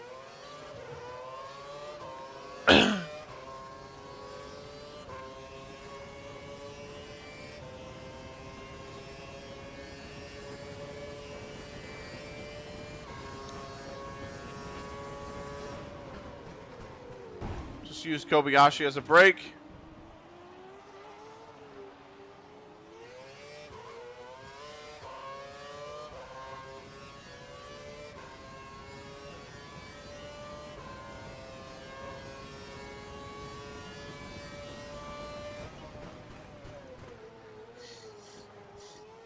All right.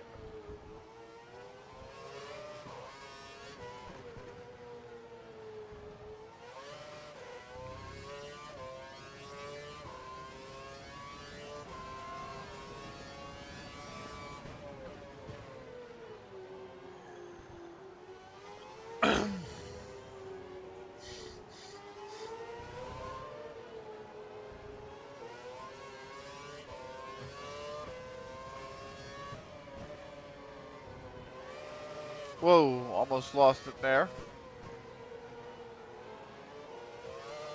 And we're back to the back of the field.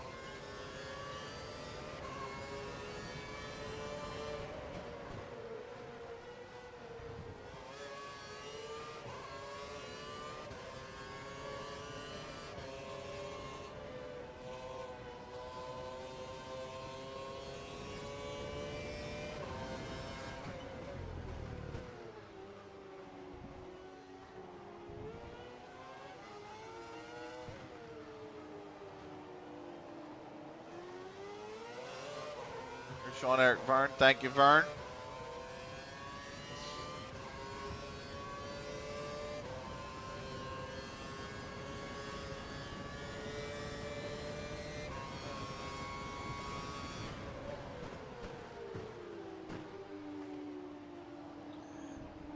Keep them coming.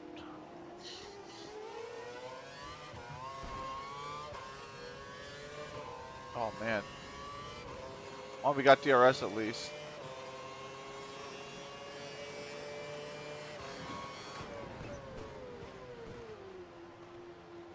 There's Schumacher P2. Oh, he's way out in front, too. He is miles ahead of Kobayashi, who's 11.8 back.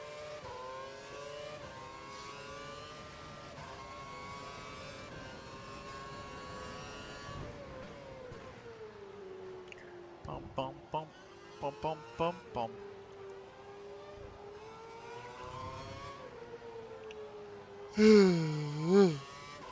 Oh.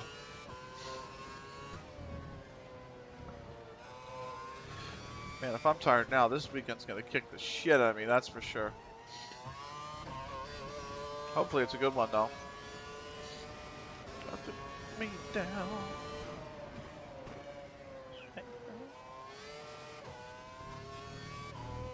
Schumacher's in the pit lane. Oh, Schumacher pitting. My soul. We estimate that Kobayashi should be coming in for tyres within the next 2 laps. Can't help it.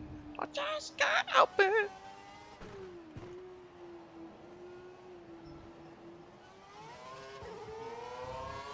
Do not mind that that's going on the VOD. Because if you're on the Twitch, you're hearing the bop. It's a great track.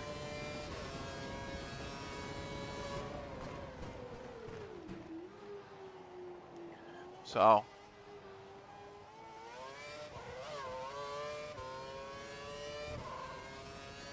Keep it coming. Keep it coming. Keep it coming. Keep it coming. Keep it coming. Keep it coming. Keep it coming. We have a problem with curves. Oh my God, Jesus Christ. How many problems am I going to have? I've already had a problem with DRS.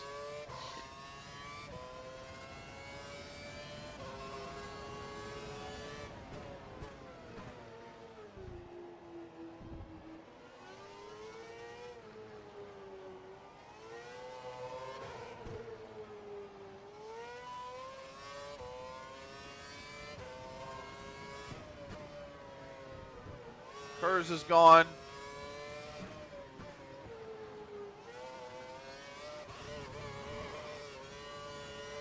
Almost lost the cold car there.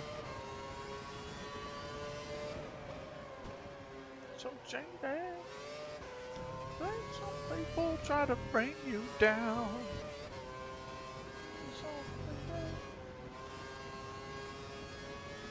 Run around. Take control. It's my body and it soothes my soul. God, I haven't heard this in a long time, too. Just can't help it. I just can't help it. That's a great track. Oh, I got DRS.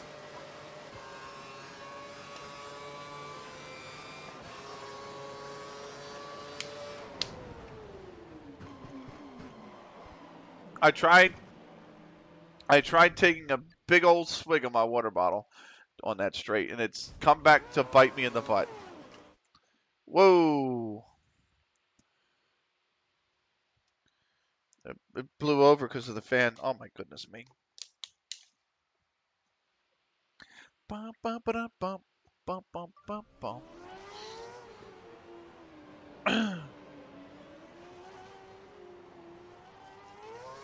It actually just blew over and hit my escape key to pause the game. When it blew over. We fixed the problem with curves. Yay!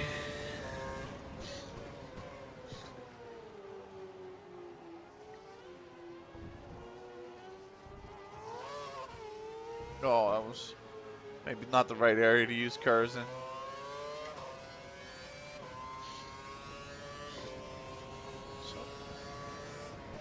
racing the car ahead. Some He's gonna have people to try move to over lane bring you down.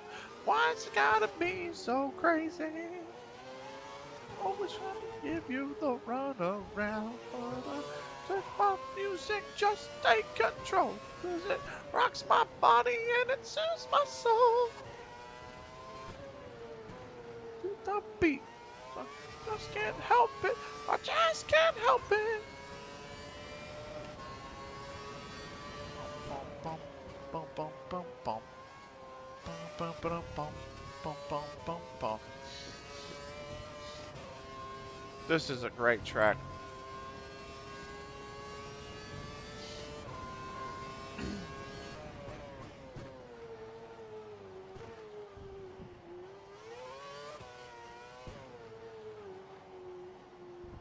I'm gonna pause so I can get the track name.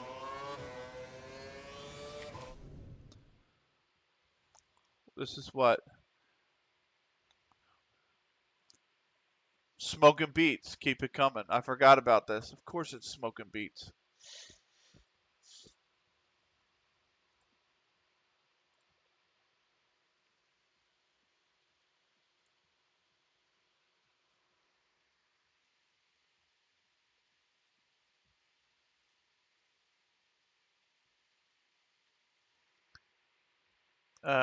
Let me check one thing real quick.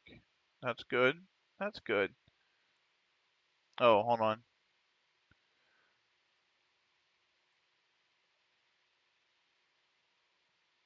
Give me 1 second here.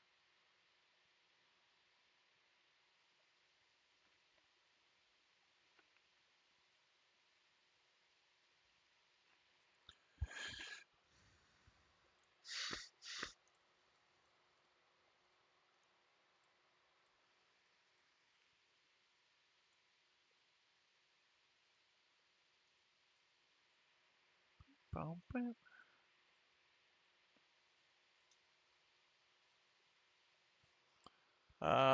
Yeah, yeah, yeah. Oh, I didn't mean to do that. Shit. Yeah, yeah. There we go.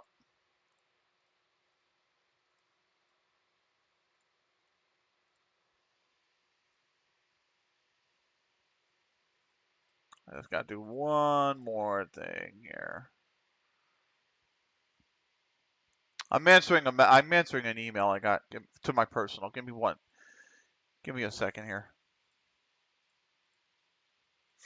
Once you get to my age too, it's one of these things where if you don't do it right away, when you see it, you'll never remember it. And that's the way I am. If I don't do something the moment I see it, or the moment it's on my mind, I never freaking remember it. So,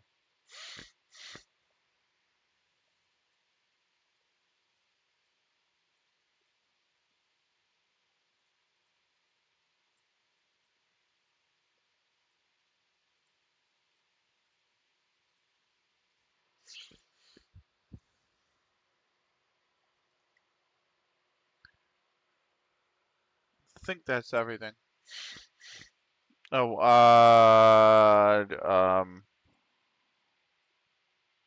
yes. That is actually everything. Oh, hold on. Now that's it. There we go.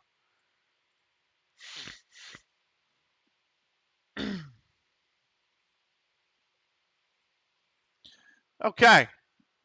Sorry. Just had to take care of something real quick.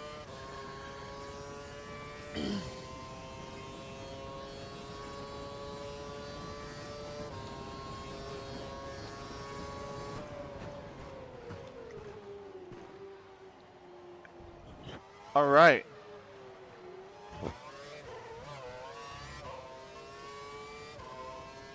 I hate this. I'm gonna go wide, and it's gonna jerk. You'll see the hands on the steering wheel.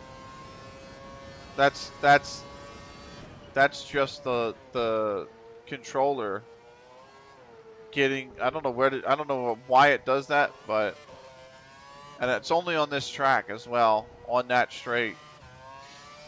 So it's something they built into the game, where when you do that, it just jerks your wheel back to the left. Ah, I freaking ran wide.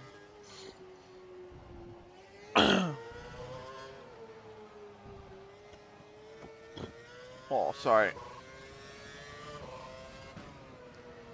Couldn't get to my mute button quick enough there.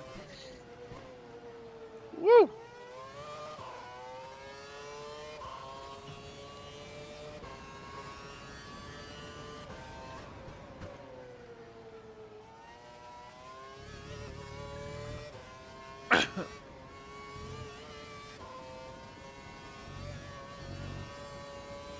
God, I held that with worn primes.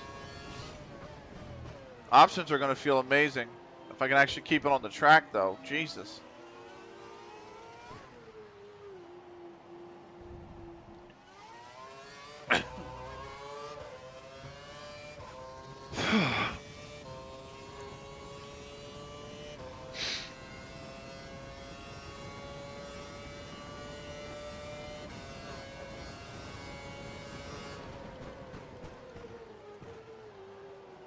Ah, wide. All over the shop.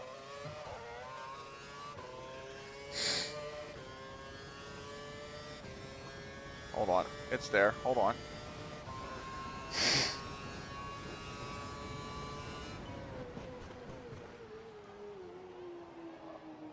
There we go.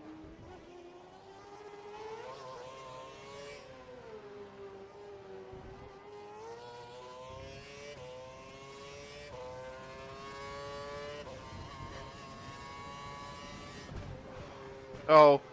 Oh, lockup. Oh, we still made it.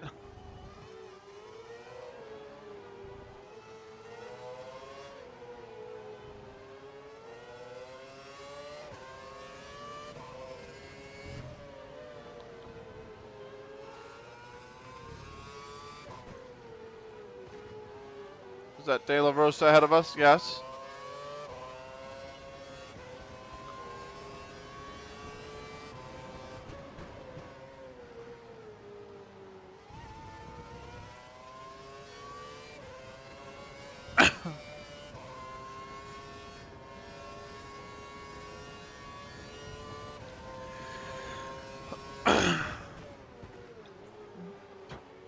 I feel like I need to stand up as well. My legs are kind of like, ugh, a little bit like, it's my quads mainly.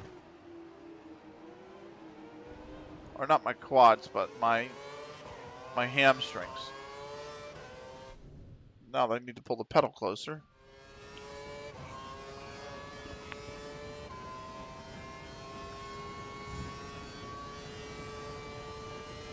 I don't have a racing chair. I think that's the main setback here too, about why the long races give me a little bit of discomfort. F1's not too bad. They're 2 hours, but like, oh, certainly the NASCAR Cup Series races.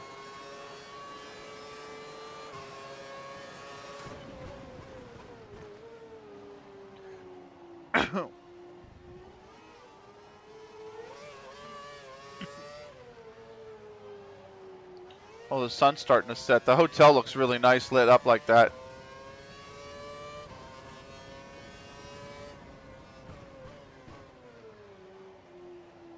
Especially as like the sun continues to set and it gets darker and deeper into the night. That hotel looks really nice.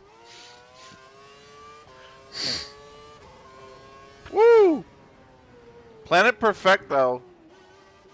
Bullet in the gun. Oh, what a track. This is got to be one of the all-time classic tracks from the 90s. Just club tracks from the 90s. This is phenomenal. Perfecto mix of Bullet in the Gun by Planet Perfecto. At least I think it's the Perfecto mix. It might be the Saturday mix, but I think this is the Perfecto mix.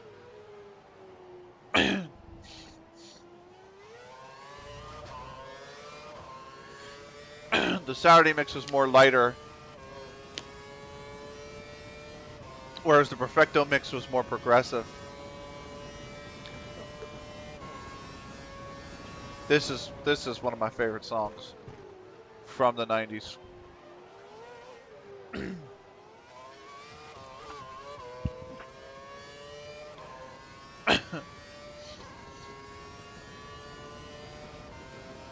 I think I first heard this in 1999, I want to say. When was the track? Was it 2000 or no, the track was 1996, I want to say. I'm about to pause again. Because they do have the year up on the, hold on, hang on. Okay, so it is a Saturday mix. My bad. So this is my favorite mix. And yes, this was 1999. So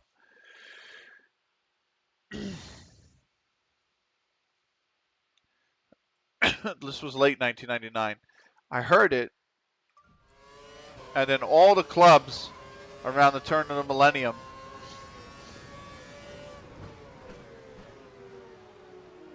they were playing this a lot. Hulkenberg, Bud, move your ass, man. Thank you. There's a bullet in the gun, fire in your heart. We're in. You will move all mountains that stand in your path to the end of our time. I'll be by your side.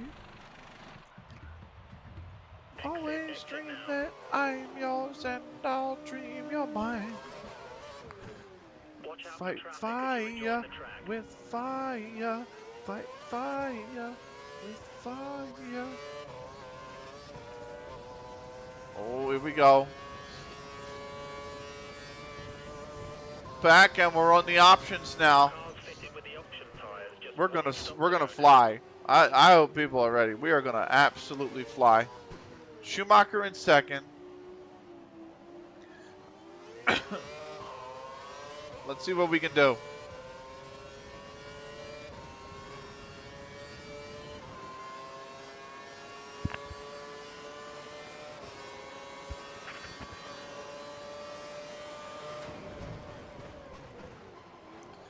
I overshot.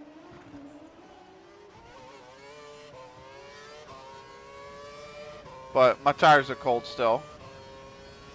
Whoa.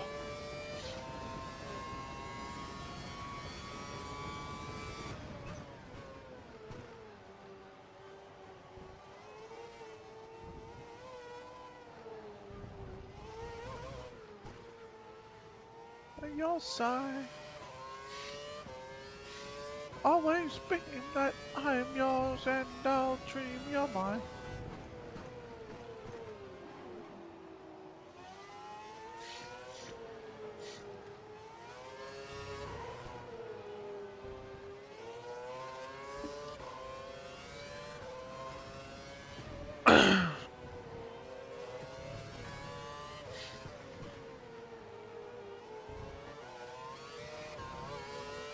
All right.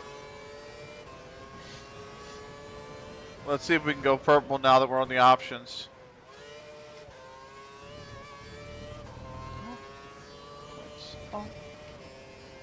Oh, I can just hold it flat? Are you kidding me? Both those last turns, just straight flat.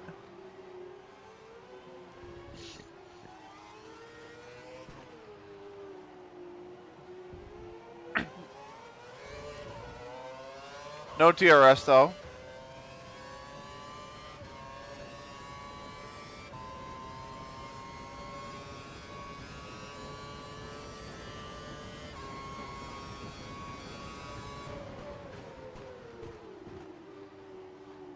Lap traffic might take that purple away. We'll see.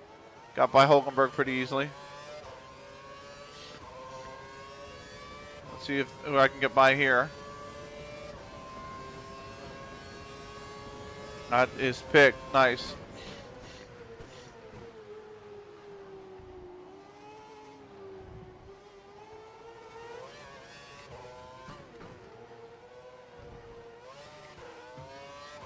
Oh. Amazing.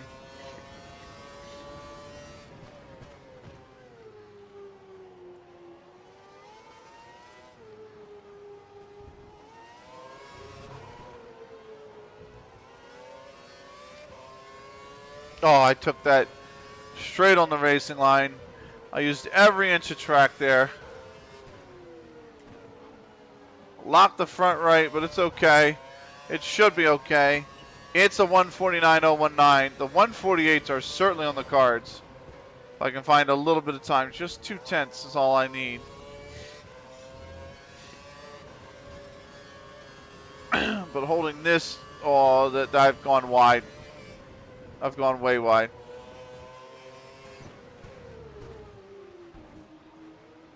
The car like jerked twice to the left. I wasn't able to hold it flat. Well, I mean I did, but I went way off the track.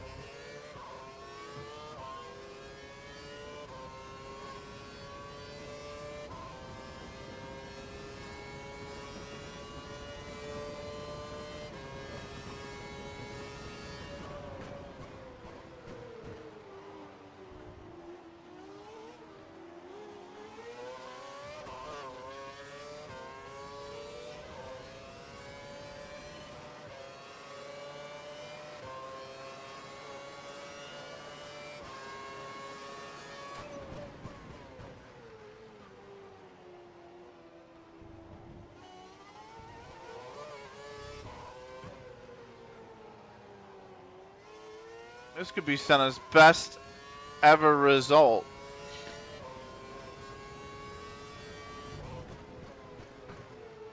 His previous career high, I believe, is 6th. He could be set to break that. Whoa! Oh no. Alright.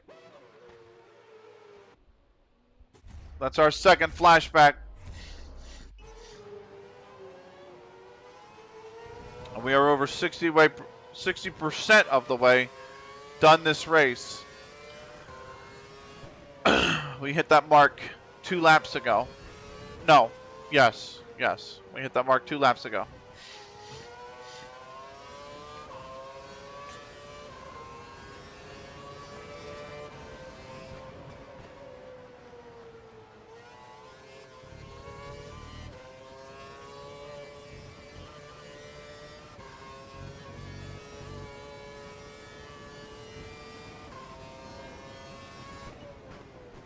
We held that kind of flat.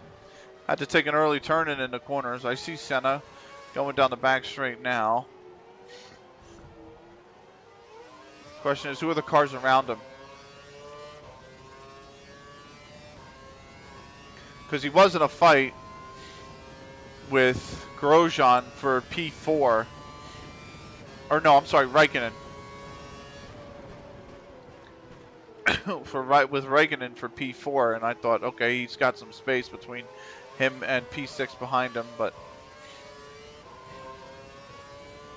has that gap closed?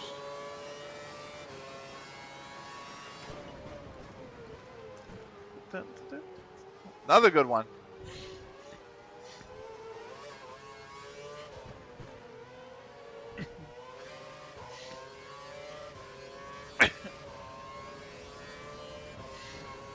He is stuck in major heavy traffic. Oh, Grosjean. Oh my goodness me. Come on now. This is my penultimate flashback.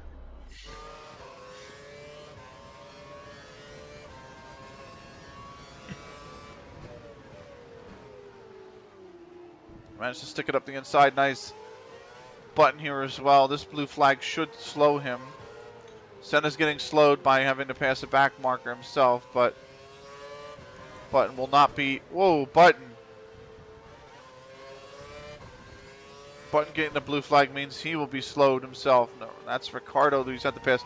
Who's having a good race, to be fair. 18th for Ricardo. Not bad. This is a Mercedes I'm coming up on. I think it is Rosberg. It is P7 for Rosberg. That gives him 6. That gives Schumacher 18. That gives them collectively 24. Senna P5 would give us 35, though. That would give us 11 points. We would have a big advantage here.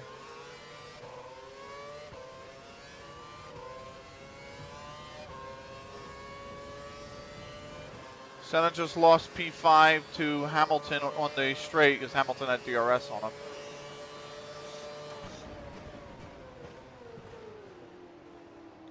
P6 would match his highest ever performance.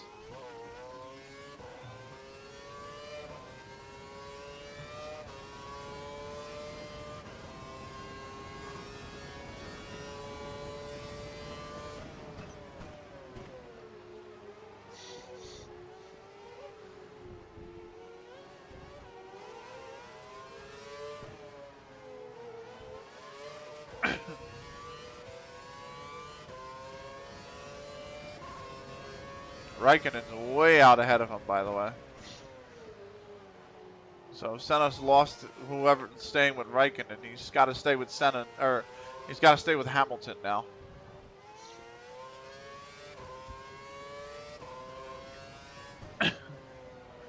So,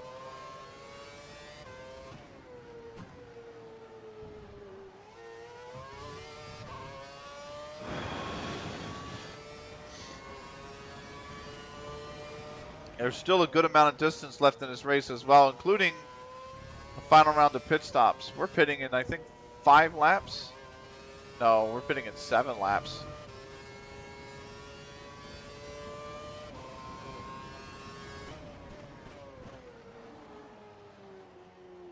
Caffeine FC, good evening to you, sir. How are you doing?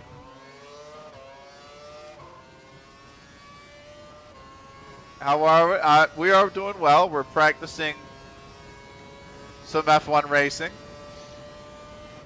Trying to get used to racing without assists, because I've been basically, since I played F1 games for,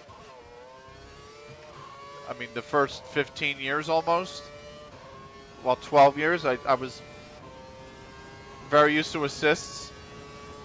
You're streaming in front of me, the NFL draft on the TV next to me. Good times. Nice. Is it round, what's today? Is it round 3 and 4 today? Or is it round 2 and 3 today? 2 and 3, right.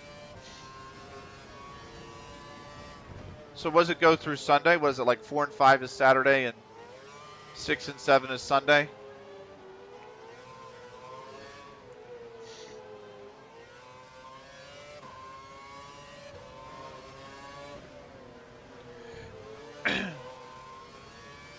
Oof. Kobayashi took a wide line there.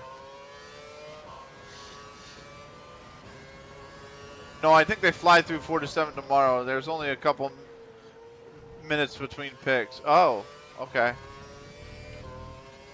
I've genuinely not really ever sat down to watch a draft. So.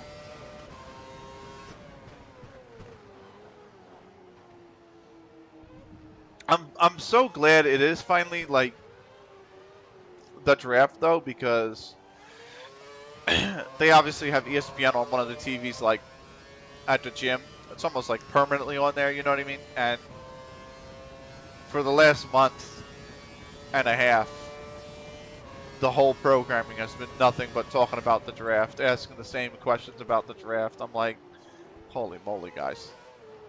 But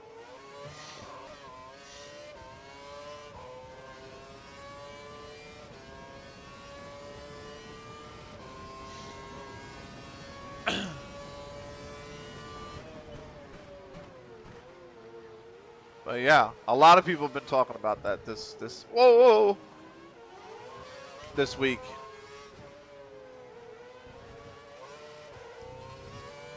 And basically every Discord I'm in, somebody's been discussing the draft.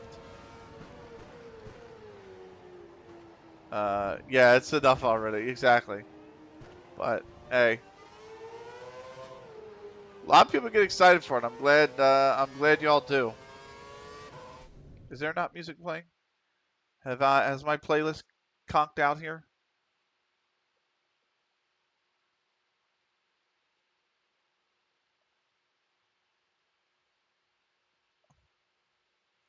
Okay. It just went back to a different mix of the same song, which is fine for now. You and the digital roar of engines. Yes. This is, oddly enough, this, even though this game is 12 years old, it is probably one of the best in the entire series. Like, the features they had in this game and the way the car handles and the weather and how accurate it is in affecting the handling of the cars and whatnot, it looks great. Yeah, this is 14 years old, this game. But it is even, like, just compared to today's games. Oh, Jesus, I just got a Windows notification. All right, there we go.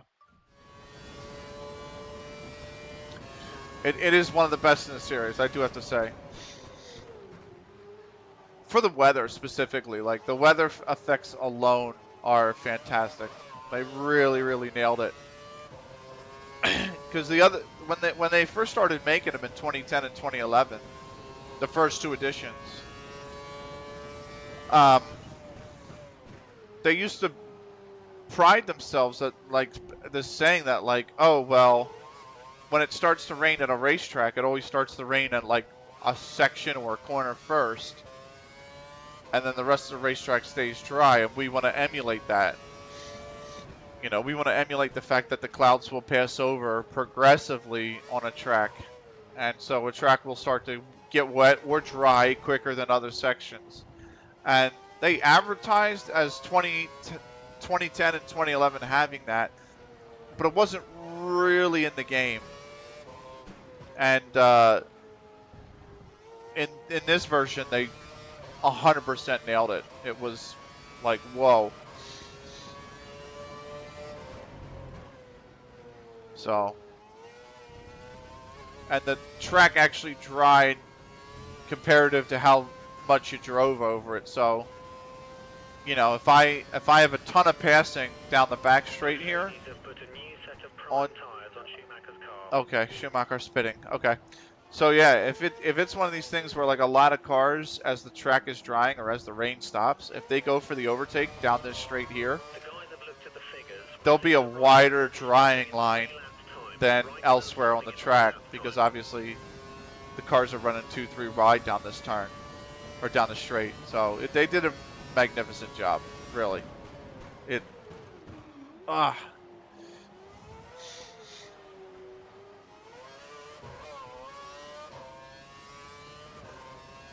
But this is career mode, and I'm trying to get through career mode and use it to practice racing without assist. And yeah, it's fun. I have 23. I've been playing that. 24 comes out in the end of May, the end of next month, and I already pre-ordered that, so I'll have that. And then once this race is finished, we'll be kicking over to Football Manager. And we'll do a game of Football Manager, probably. Just one game. Because the database, my database in the Football Manager save is so big. It's so huge.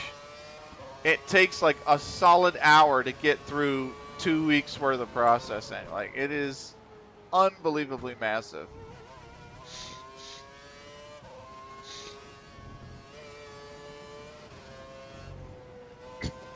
We got a box soon. We box in 3 laps. Oh, I've missed the turn. I admire a large database, but how old is your system? This laptop is a year old, 2 years old, maybe. It's got pretty good specs. I think it's got a 3070 in it. Sorry, it's a 3070 NVIDIA, and I want to say it has Was it a 12850 HK Intel?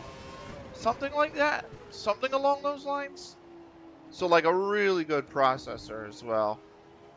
And it has, I think, 64 gigs of RAM. So plenty. It has plenty. It's just a flippin' massive database. The database has, I think, 48 countries enabled. And it has something like 152 divisions or something like that. It's a lot. A lot. But I like it that way. That's the way we're going to play it, so.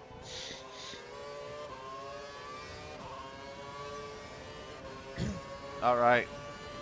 There's a large group of slower cars just ahead. We're not going to box early, Jeff. I know we're close to a window, Jeff, but we're not boxing early. Ah! I said as I run wide. The playlist didn't kick over again. God darn it. Why is the playlist not kicking over?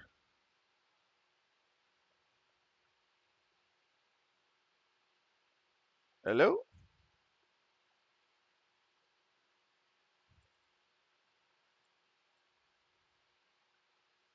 Hello. Let me move to a different song. And then we'll see if it kicks over after that. I've cooked the turn. Oh, I cooked the turn. Oh, yeah, I know. Corner cutting. I'm well aware.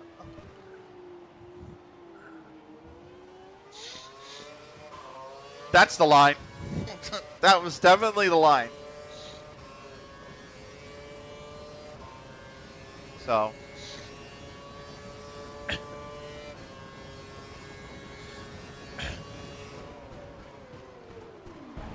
Just going to use Vern as a brake. I was hoping he would. I just gave him DRS. It's not going to matter. He's in 19th, but still. I would have liked to have had DRS. So we'll be 80% through this time by.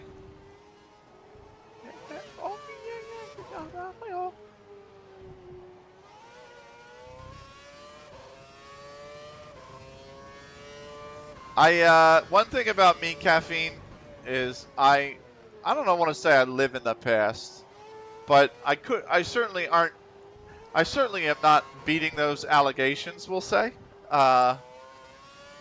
because a lot of the music you'll hear on this stream is like this, 90s house. Sometimes maybe a decade after that, like 2000 to 2010, which is a little bit more, but it mainly 90s. Or it's old SNES music, and you're gonna hear some old video game soundtracks. Maybe Unreal Tournament, Street Fighter, things like that.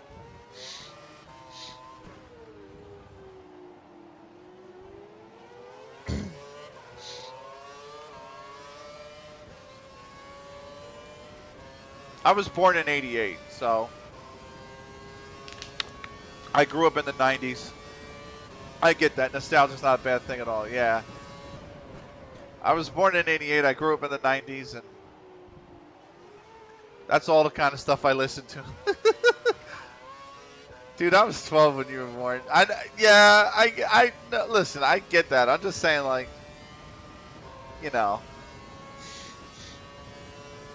there's certain things you remember from your childhood, I guess, and you just,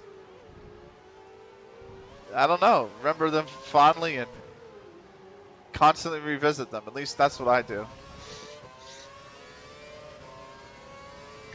I used to listen when I was growing up as a kid. I used to listen to a lot of British radio, and they would be playing. A lot of artists would come on and do mixes over the radio, and they would have sets over the radio. Or if you had Shoutcast radio, you had You could find some underground channels that were playing some audio that was being piped in through like a secondary channel from one of the clubs. Got to listen to like Frankie Knuckles in the 90s that way. The legend Frankie Knuckles. Very cool, yeah. When they, and I'm sure you would agree, because I'm sure you went through the same experience. But when the internet was in its infancy, in the 90s and the 2000s, and it was completely unhinged and it was completely unregulated, it was actually probably one of the best times, because you could find anything. I mean, if it was obscure, it didn't matter. You could find it, and you could play it, and you could listen to it, and you could watch it. It was awesome. There used to be a website called, I think it was called Getty Footy, and back before NBC picked up the rights to the Premier League,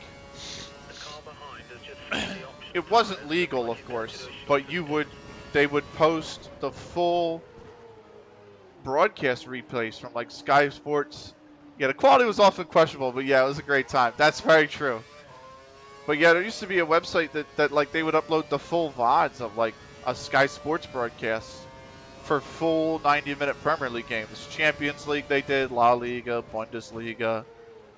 So back before the Union had a team, an MLS team, and back before, even before, not even just before NBC had the rights to the Premier League, but before ESPN was doing covering the Premier League, like 2004-ish, this website would have the replays of the game. So you would grab a VPN in their infancies, of course, or you would use like a IP masker like Tor or something, and you would go to the website and you would just watch the games. And that's how I had to get my Premier League fix, because they weren't broadcasted here. So I remember like, yep, I know Tor, yeah. And I remember like just sitting there like Tuesday going, when are you going to upload the Sunday night games? You know what I mean? And then, Wednesday, the Sunday night games are there. Oh, let me watch the Premier League on Sunday. So just game after game after game. And then, of course, ESPN picked up like one game a week early Saturday morning. And I was like, oh, all right, cool. Tell me about Kevon Sullivan. He's 14, but do you think he's all that he's being made out to be? Yes. So this kid went to a under 15s. I don't know if it was the under 15 World Cup or if it was the under 15 like. It was an international competition. I know that it was the under 15 international competition, and he was playing for the U.S. when he was 13. And he won the golden ball at that tournament, playing against kids that were 2 years older than him. He's really good. He's got pretty good feet. He's very good at like one-on-ones, step overs, things like that. So he's also really good at running into space and running off the ball. Is very good. He's very good at that. He knows how to drag a defender, take a defender with him to open up space for a teammate, like all that kind of stuff that teams are looking at. He recently went down to Florida for the Generation Adidas Cup, which is a cup competition, a club cup competition. And it had all 29 MLS youth teams plus 11 international youth teams, including Arsenal, Hajduk Split, Monterrey, Club America, Flamengo from Brazil, and he helped the Union win the under-15s tournament there, or it might have been the under-17s. So whichever one the Union won. I think they won the under-15s because I think they lost to LA and no, they lost to Columbus in the under-17s. But yeah, he played there. I will say I saw him play against Ooh. New England. So he played in an MLS Next Pro match as well against, which is basically the development league for MLS, right? Oh, I'm stuck on the freaking curb. It just sucked me in. Um, he played in MLS Next Pro, which is MLS's development league, and he came on in the 66th minute with I want to say the Union trailing 1-0, and he had an assist to like within 3 minutes of being on the pitch or something like that. Just an unbelievably weighted ball over the top. So the ball, his weight of the pass is very good, and his dribbling is pretty good, and his running off the ball is pretty good. And that's why I think a lot of people are looking at him, because he tends to play. He wants to play a little bit more central, but he tends to play a little bit wider. And he is pretty good in those positions. So I think he's really what people are making him out to be. It's going to be interesting.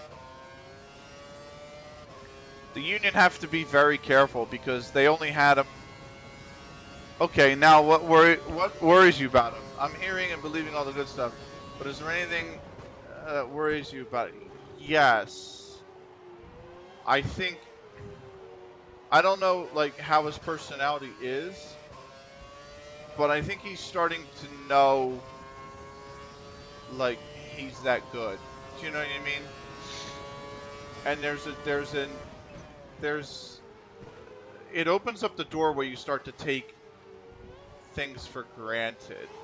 And I'm not saying he has yet, but I think that's the danger in the next 12 to 18 months for him. The only other thing I would say, is there a risk of it? No, I wouldn't say that. I wouldn't say that.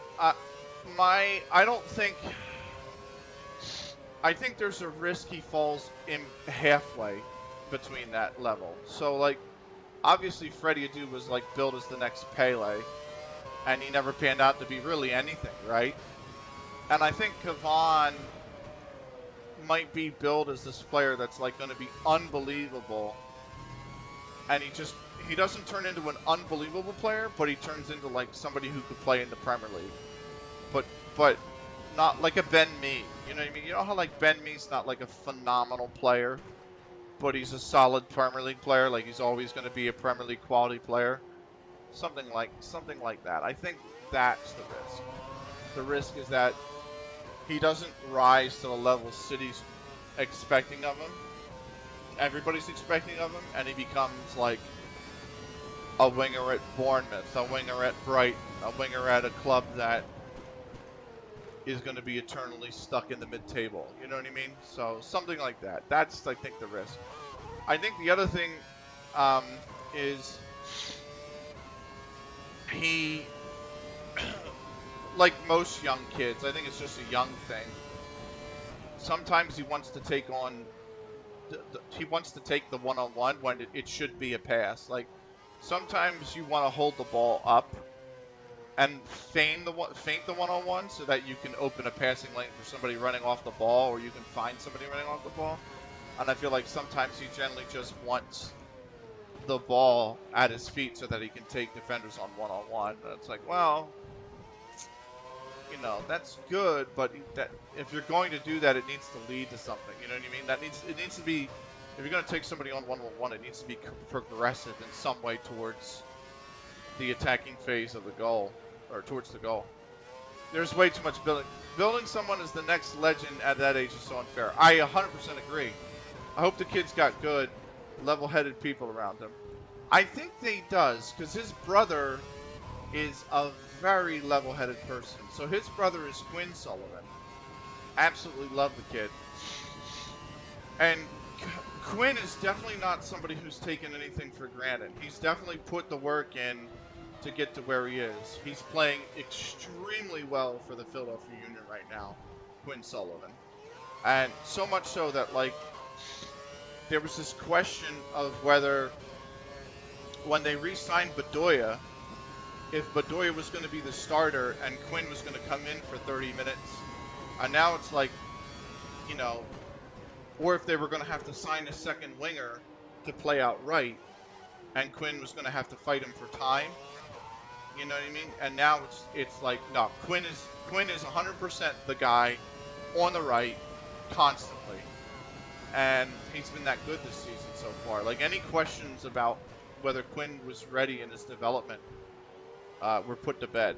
So, with the first 7 games of the season, I would say. So, but Quinn keeps to himself like that. He's not like a 100% private person in terms of keeping himself, but he's extremely level-headed. He knows that what he needs to do requires work. He knows what kind of work it requires to get the results he wants, and then he just goes about putting a process in place to get towards those results. That's what I like about Quinn. So if Calvin has people around him, and his brother's one of them, I think he's going to be okay. I'm a little bit curious because the only thing I am a little bit curious as to what's going to happen is about 2 to 3 years from now, when Kavan is 17, because the Union have developed great talent, phenomenal talent, right? But the thing is, the talent that they have developed, right? And the 3 examples are Paxton Aronson, Brendan Aronson, and Quinn Sullivan. They've all had this year where they just weren't quite big enough. Like, when Brendan was 18, he was starting every game, which was fine. He wasn't scoring a hell of a lot, but he had trouble using his body to keep defenders off the ball because he was 18, he was too small. So if you get a defender that's 26, that's fully built, who's coming in for a shoulder charge to take you off the ball, and you're an 18-year-old kid and your body's not developed yet, you're not winning that.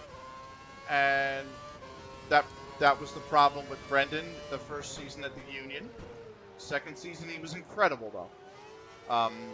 When we sold Paxton to Eintracht Frankfurt, that was the problem with Paxton at Eintracht Frankfurt. He was 17, and he couldn't use his body to shield the ball.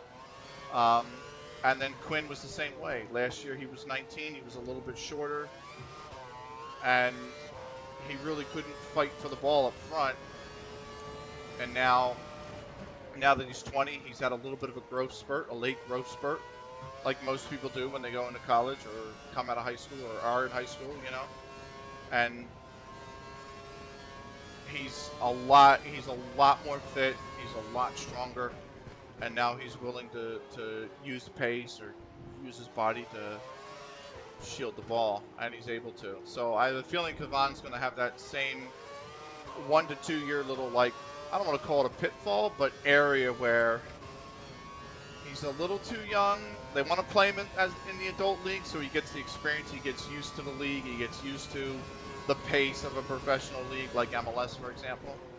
But he might not be physically strong enough to do all of the things that are going to be required of him on a pitch like that. So that's what I would say. It'll be interesting to see. I actually have been going to the not just the Union games, but the development team, the Philadelphia Union 2 that Kavan plays on. I've been going to those games to watch the development kids. And I've seen him, he's come on in 2 games. And he's, last game he made some good runs, but he didn't find the score sheet. It was just an odd game. It was a really scrappy game. And then in the New England one, he found the score sheet with an assist. And it was a really it was just a really well-placed assist. So, I'll see. I'll let you know. I can be your inside reporter. Position today, but don't take any we actually play. I'm going to the stadium tomorrow because we play Real Salt Lake. But then next weekend, I appreciate that. Nice. Yeah, we play Real Salt Lake tomorrow. But then next weekend, the development team play Huntsville, which I think is. I want to say Huntsville is Nashville's team, if I remember correctly. So Philadelphia Union 2 versus Huntsville, and I'll be at the stadium to watch that. So we do some stupid stuff at the Union 2. It's actually kind of funny. We had one of our former capos, right, who now works for the club, showed up, right? He's a really good dude, and we were passing the ball back and forth. The Union 2 were passing the ball back and forth, right? And they couldn't get like an open look on like a through ball, right? So finally the ball comes back to the top of the 18. And Adam just yells out, "Shoot the J! Shoot it!" like that episode of Chappelle's Show when he does the Prince skit. And somebody goes and yells out to him and goes, "Adam, he's not going to get that reference. He's only 14. And Adam turns around and goes, "It was 2004. It's not that old." And the guy goes, "Adam, he's 14. He's born in 2010. And Adam's just like, "God damn it." Like, because he's so, we do some stupid stuff. What I think is really neat, one of the traditions that we do have that I think is neat is, I don't know if you have them in, you said you're in Saskatchewan, if I remember correctly. So I don't know if they have these in Canada, but if they do, let me know. We have these little things, they're like, I call them hug jugs. Hugs is the brand, but when I played baseball as a kid, like 8, 9, we used to have these little fruit jugs. Yeah, I have no pro soccer within 6 to 8 hours. Oh, wow. So, we had these things when we were kids called hug jugs, and they were like fruit, like, you know, grape, cherry, all that stuff, right? And they come in like a barrel. It looks like a barrel. It's a clear plastic barrel, and it's real tiny, the barrel. It'll fit in the palm of your hand. We have similar, yeah, so it's a staple here in America. Like when kids that play baseball, you know, from age 12 down to age 6, there's usually a cooler behind home plate, and after the game, you all sit around and drink hugs, and then you go home. Well, what we do is a tradition for the Union 2, since it's the development team and they're all kids aged like 12 to 16. We bring a cooler, and it has like 6 beers in it, and it has a bunch of the hugs, a whole case of the hugs. So after they win or draw, they come over, and we give the players like hugs. We toss them hugs. And then whoever's player of the match, they have one hug that's wrapped in like gold paper, like the stuff that's like used at the top of like a champagne bottle sometimes, that kind of sealant paper. And we give the player of the match the gold hug, and then we toss the manager and the assistant manager a beer. They take a beer back with them. That's a good tradition. I think it's neat. We all take photos. Like they come over, and the guy holds the jug up in front of the fans, and the photography takes the photo and stuff. I think it's neat. Wow, disaster for Perez, by the way. Finished 24th, he DNF'd. He's having a phenomenal season, but he DNF'd. Petrov DNF'd. Vettel for Red Bull qualified 10th. He DNF'd. So 3 non-finishers. Glock 21st for Marussia. Pick 20th for Marussia. Caterham 18th with Heikki Kovalainen. The 2 Toro Rossos and Jean-Eric Verne and Daniel Ricciardo 18th, 17th. The Keen Karthikeyan in the first of the 2 HRTs is 16th. Pedro De La Rosa 15th. Felipe Massa 14th. Hulkenberg 13th for Force India. Paul di Resta 12th for Force India. And then it's Alonso for Ferrari in 11th. Mark Webber gets another point for Red Bull in 10th. They're having a terrible season compared to their last three, but it's another big point for Red Bull. Our teammate holds on to 2 points. He was 5th. He drops the 9th, but it's a big improvement from the 15th he qualified. So 2 points for us through Senna. Grosjean gets 4 for Lotus, Button 6 for McLaren, and then it's Hamilton in 6th with 8 points for McLaren.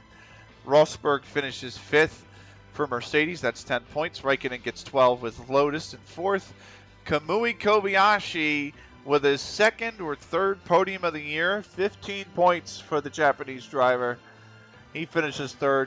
Schumacher finishes 2nd. So Mercedes will pick up 28 points on the weekend. We will pick up 27th after I've won the race. Time of the race, 1 hour, 43 minutes, 31 seconds. Drivers is the title's done and over with, but Pick is still 24th, then Glock 23rd, Kovalainen 22nd. Ricardo and Verne for the Toro Rossos are 21st and 20th, then it's Petrov 19th. Paul di Resta 18th. He still doesn't have a point. He's the highest ranked driver, still not to score a point in the championship this season. He's got 2 races left to do it. Massa's got a point in 17th for Ferrari, and then it's the 2 HRTs in Karthikeyan and De La Rosa 16th and 15th. Hulkenberg's 4th India's got that 9th place finish to keep him 14th. Vettel's got 11 points for 13th. He's level with Alonso. Could have had more today if he didn't DNF, because he did qualify 10th, but still level with Alonso. Actually behind him on countback, because the Ferrari had a 7th place finish, I want to say. Our teammate moves 6 points ahead of Alonso in 11th, and he is now only 5 back from Webber.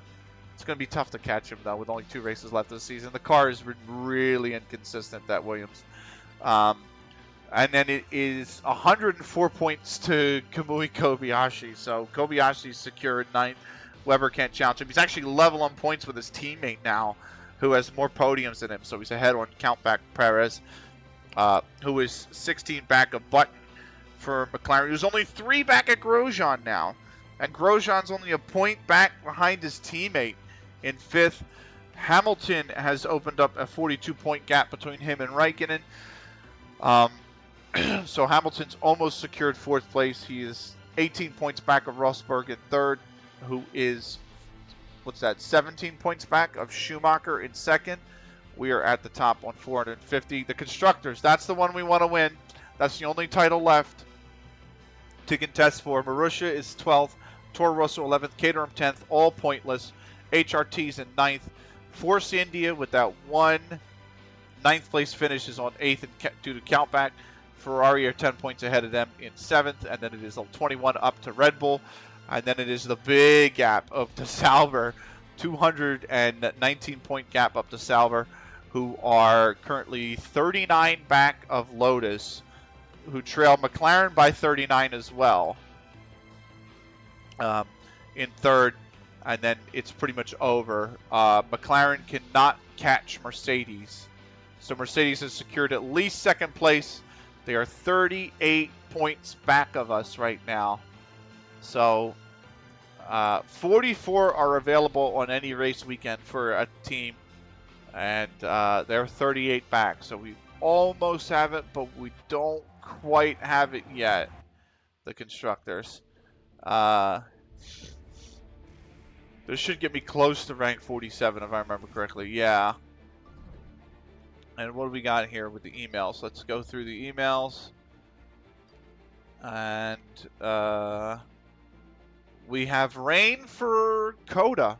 Austin is going to be, or not rain, sorry. It looks like it's mainly going to be dry. So that's good. Austin's a great track. We got Austin and then Interlagos. So that is the F1 done and dusted. We have got an hour 18 left. So I'm going to let me get rid of those scenes. I need to go into my overlay and actually edit the overlay, because having all the bars and whatnot is actually not going to be intuitive to shit, what do you call it? Football Manager.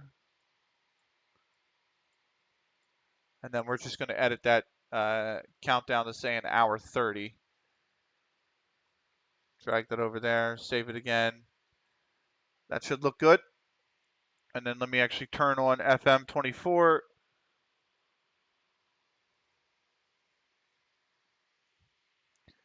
And launch the game.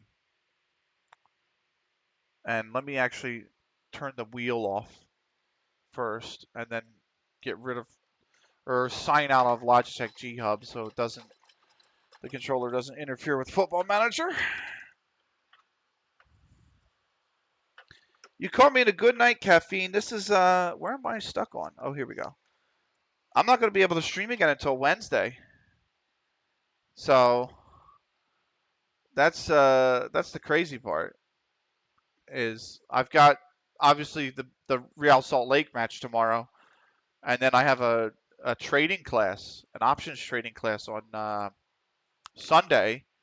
Monday I record our podcast that I have. And then I need to step away for a quick sec. I'll be right back. All right, cool. Football Manager, Ben Kage with the first pick, drafts the greatest of all time, Ben Roethlisberger. That is the wrong football, Tony. The wrong football. Where's your podcast? It's on YouTube channel LCA Broadcasting. That's L as in Larry, C as in Charlie, A as in Adam Broadcasting. There is no other football. There is only one. There is like 4 types of football, my friend. There is Aussie rules football, association football, gridiron football, rugby football. There's Gaelic football, so there's like 5. That's correct, Tony. LCA Broadcasting. It's a podcast. Oh, let me stop the recording real quick because this is supposed to be for the F1 stream. So if you're on YouTube, by the way, you've just seen Football Manager launch at the end of the episode.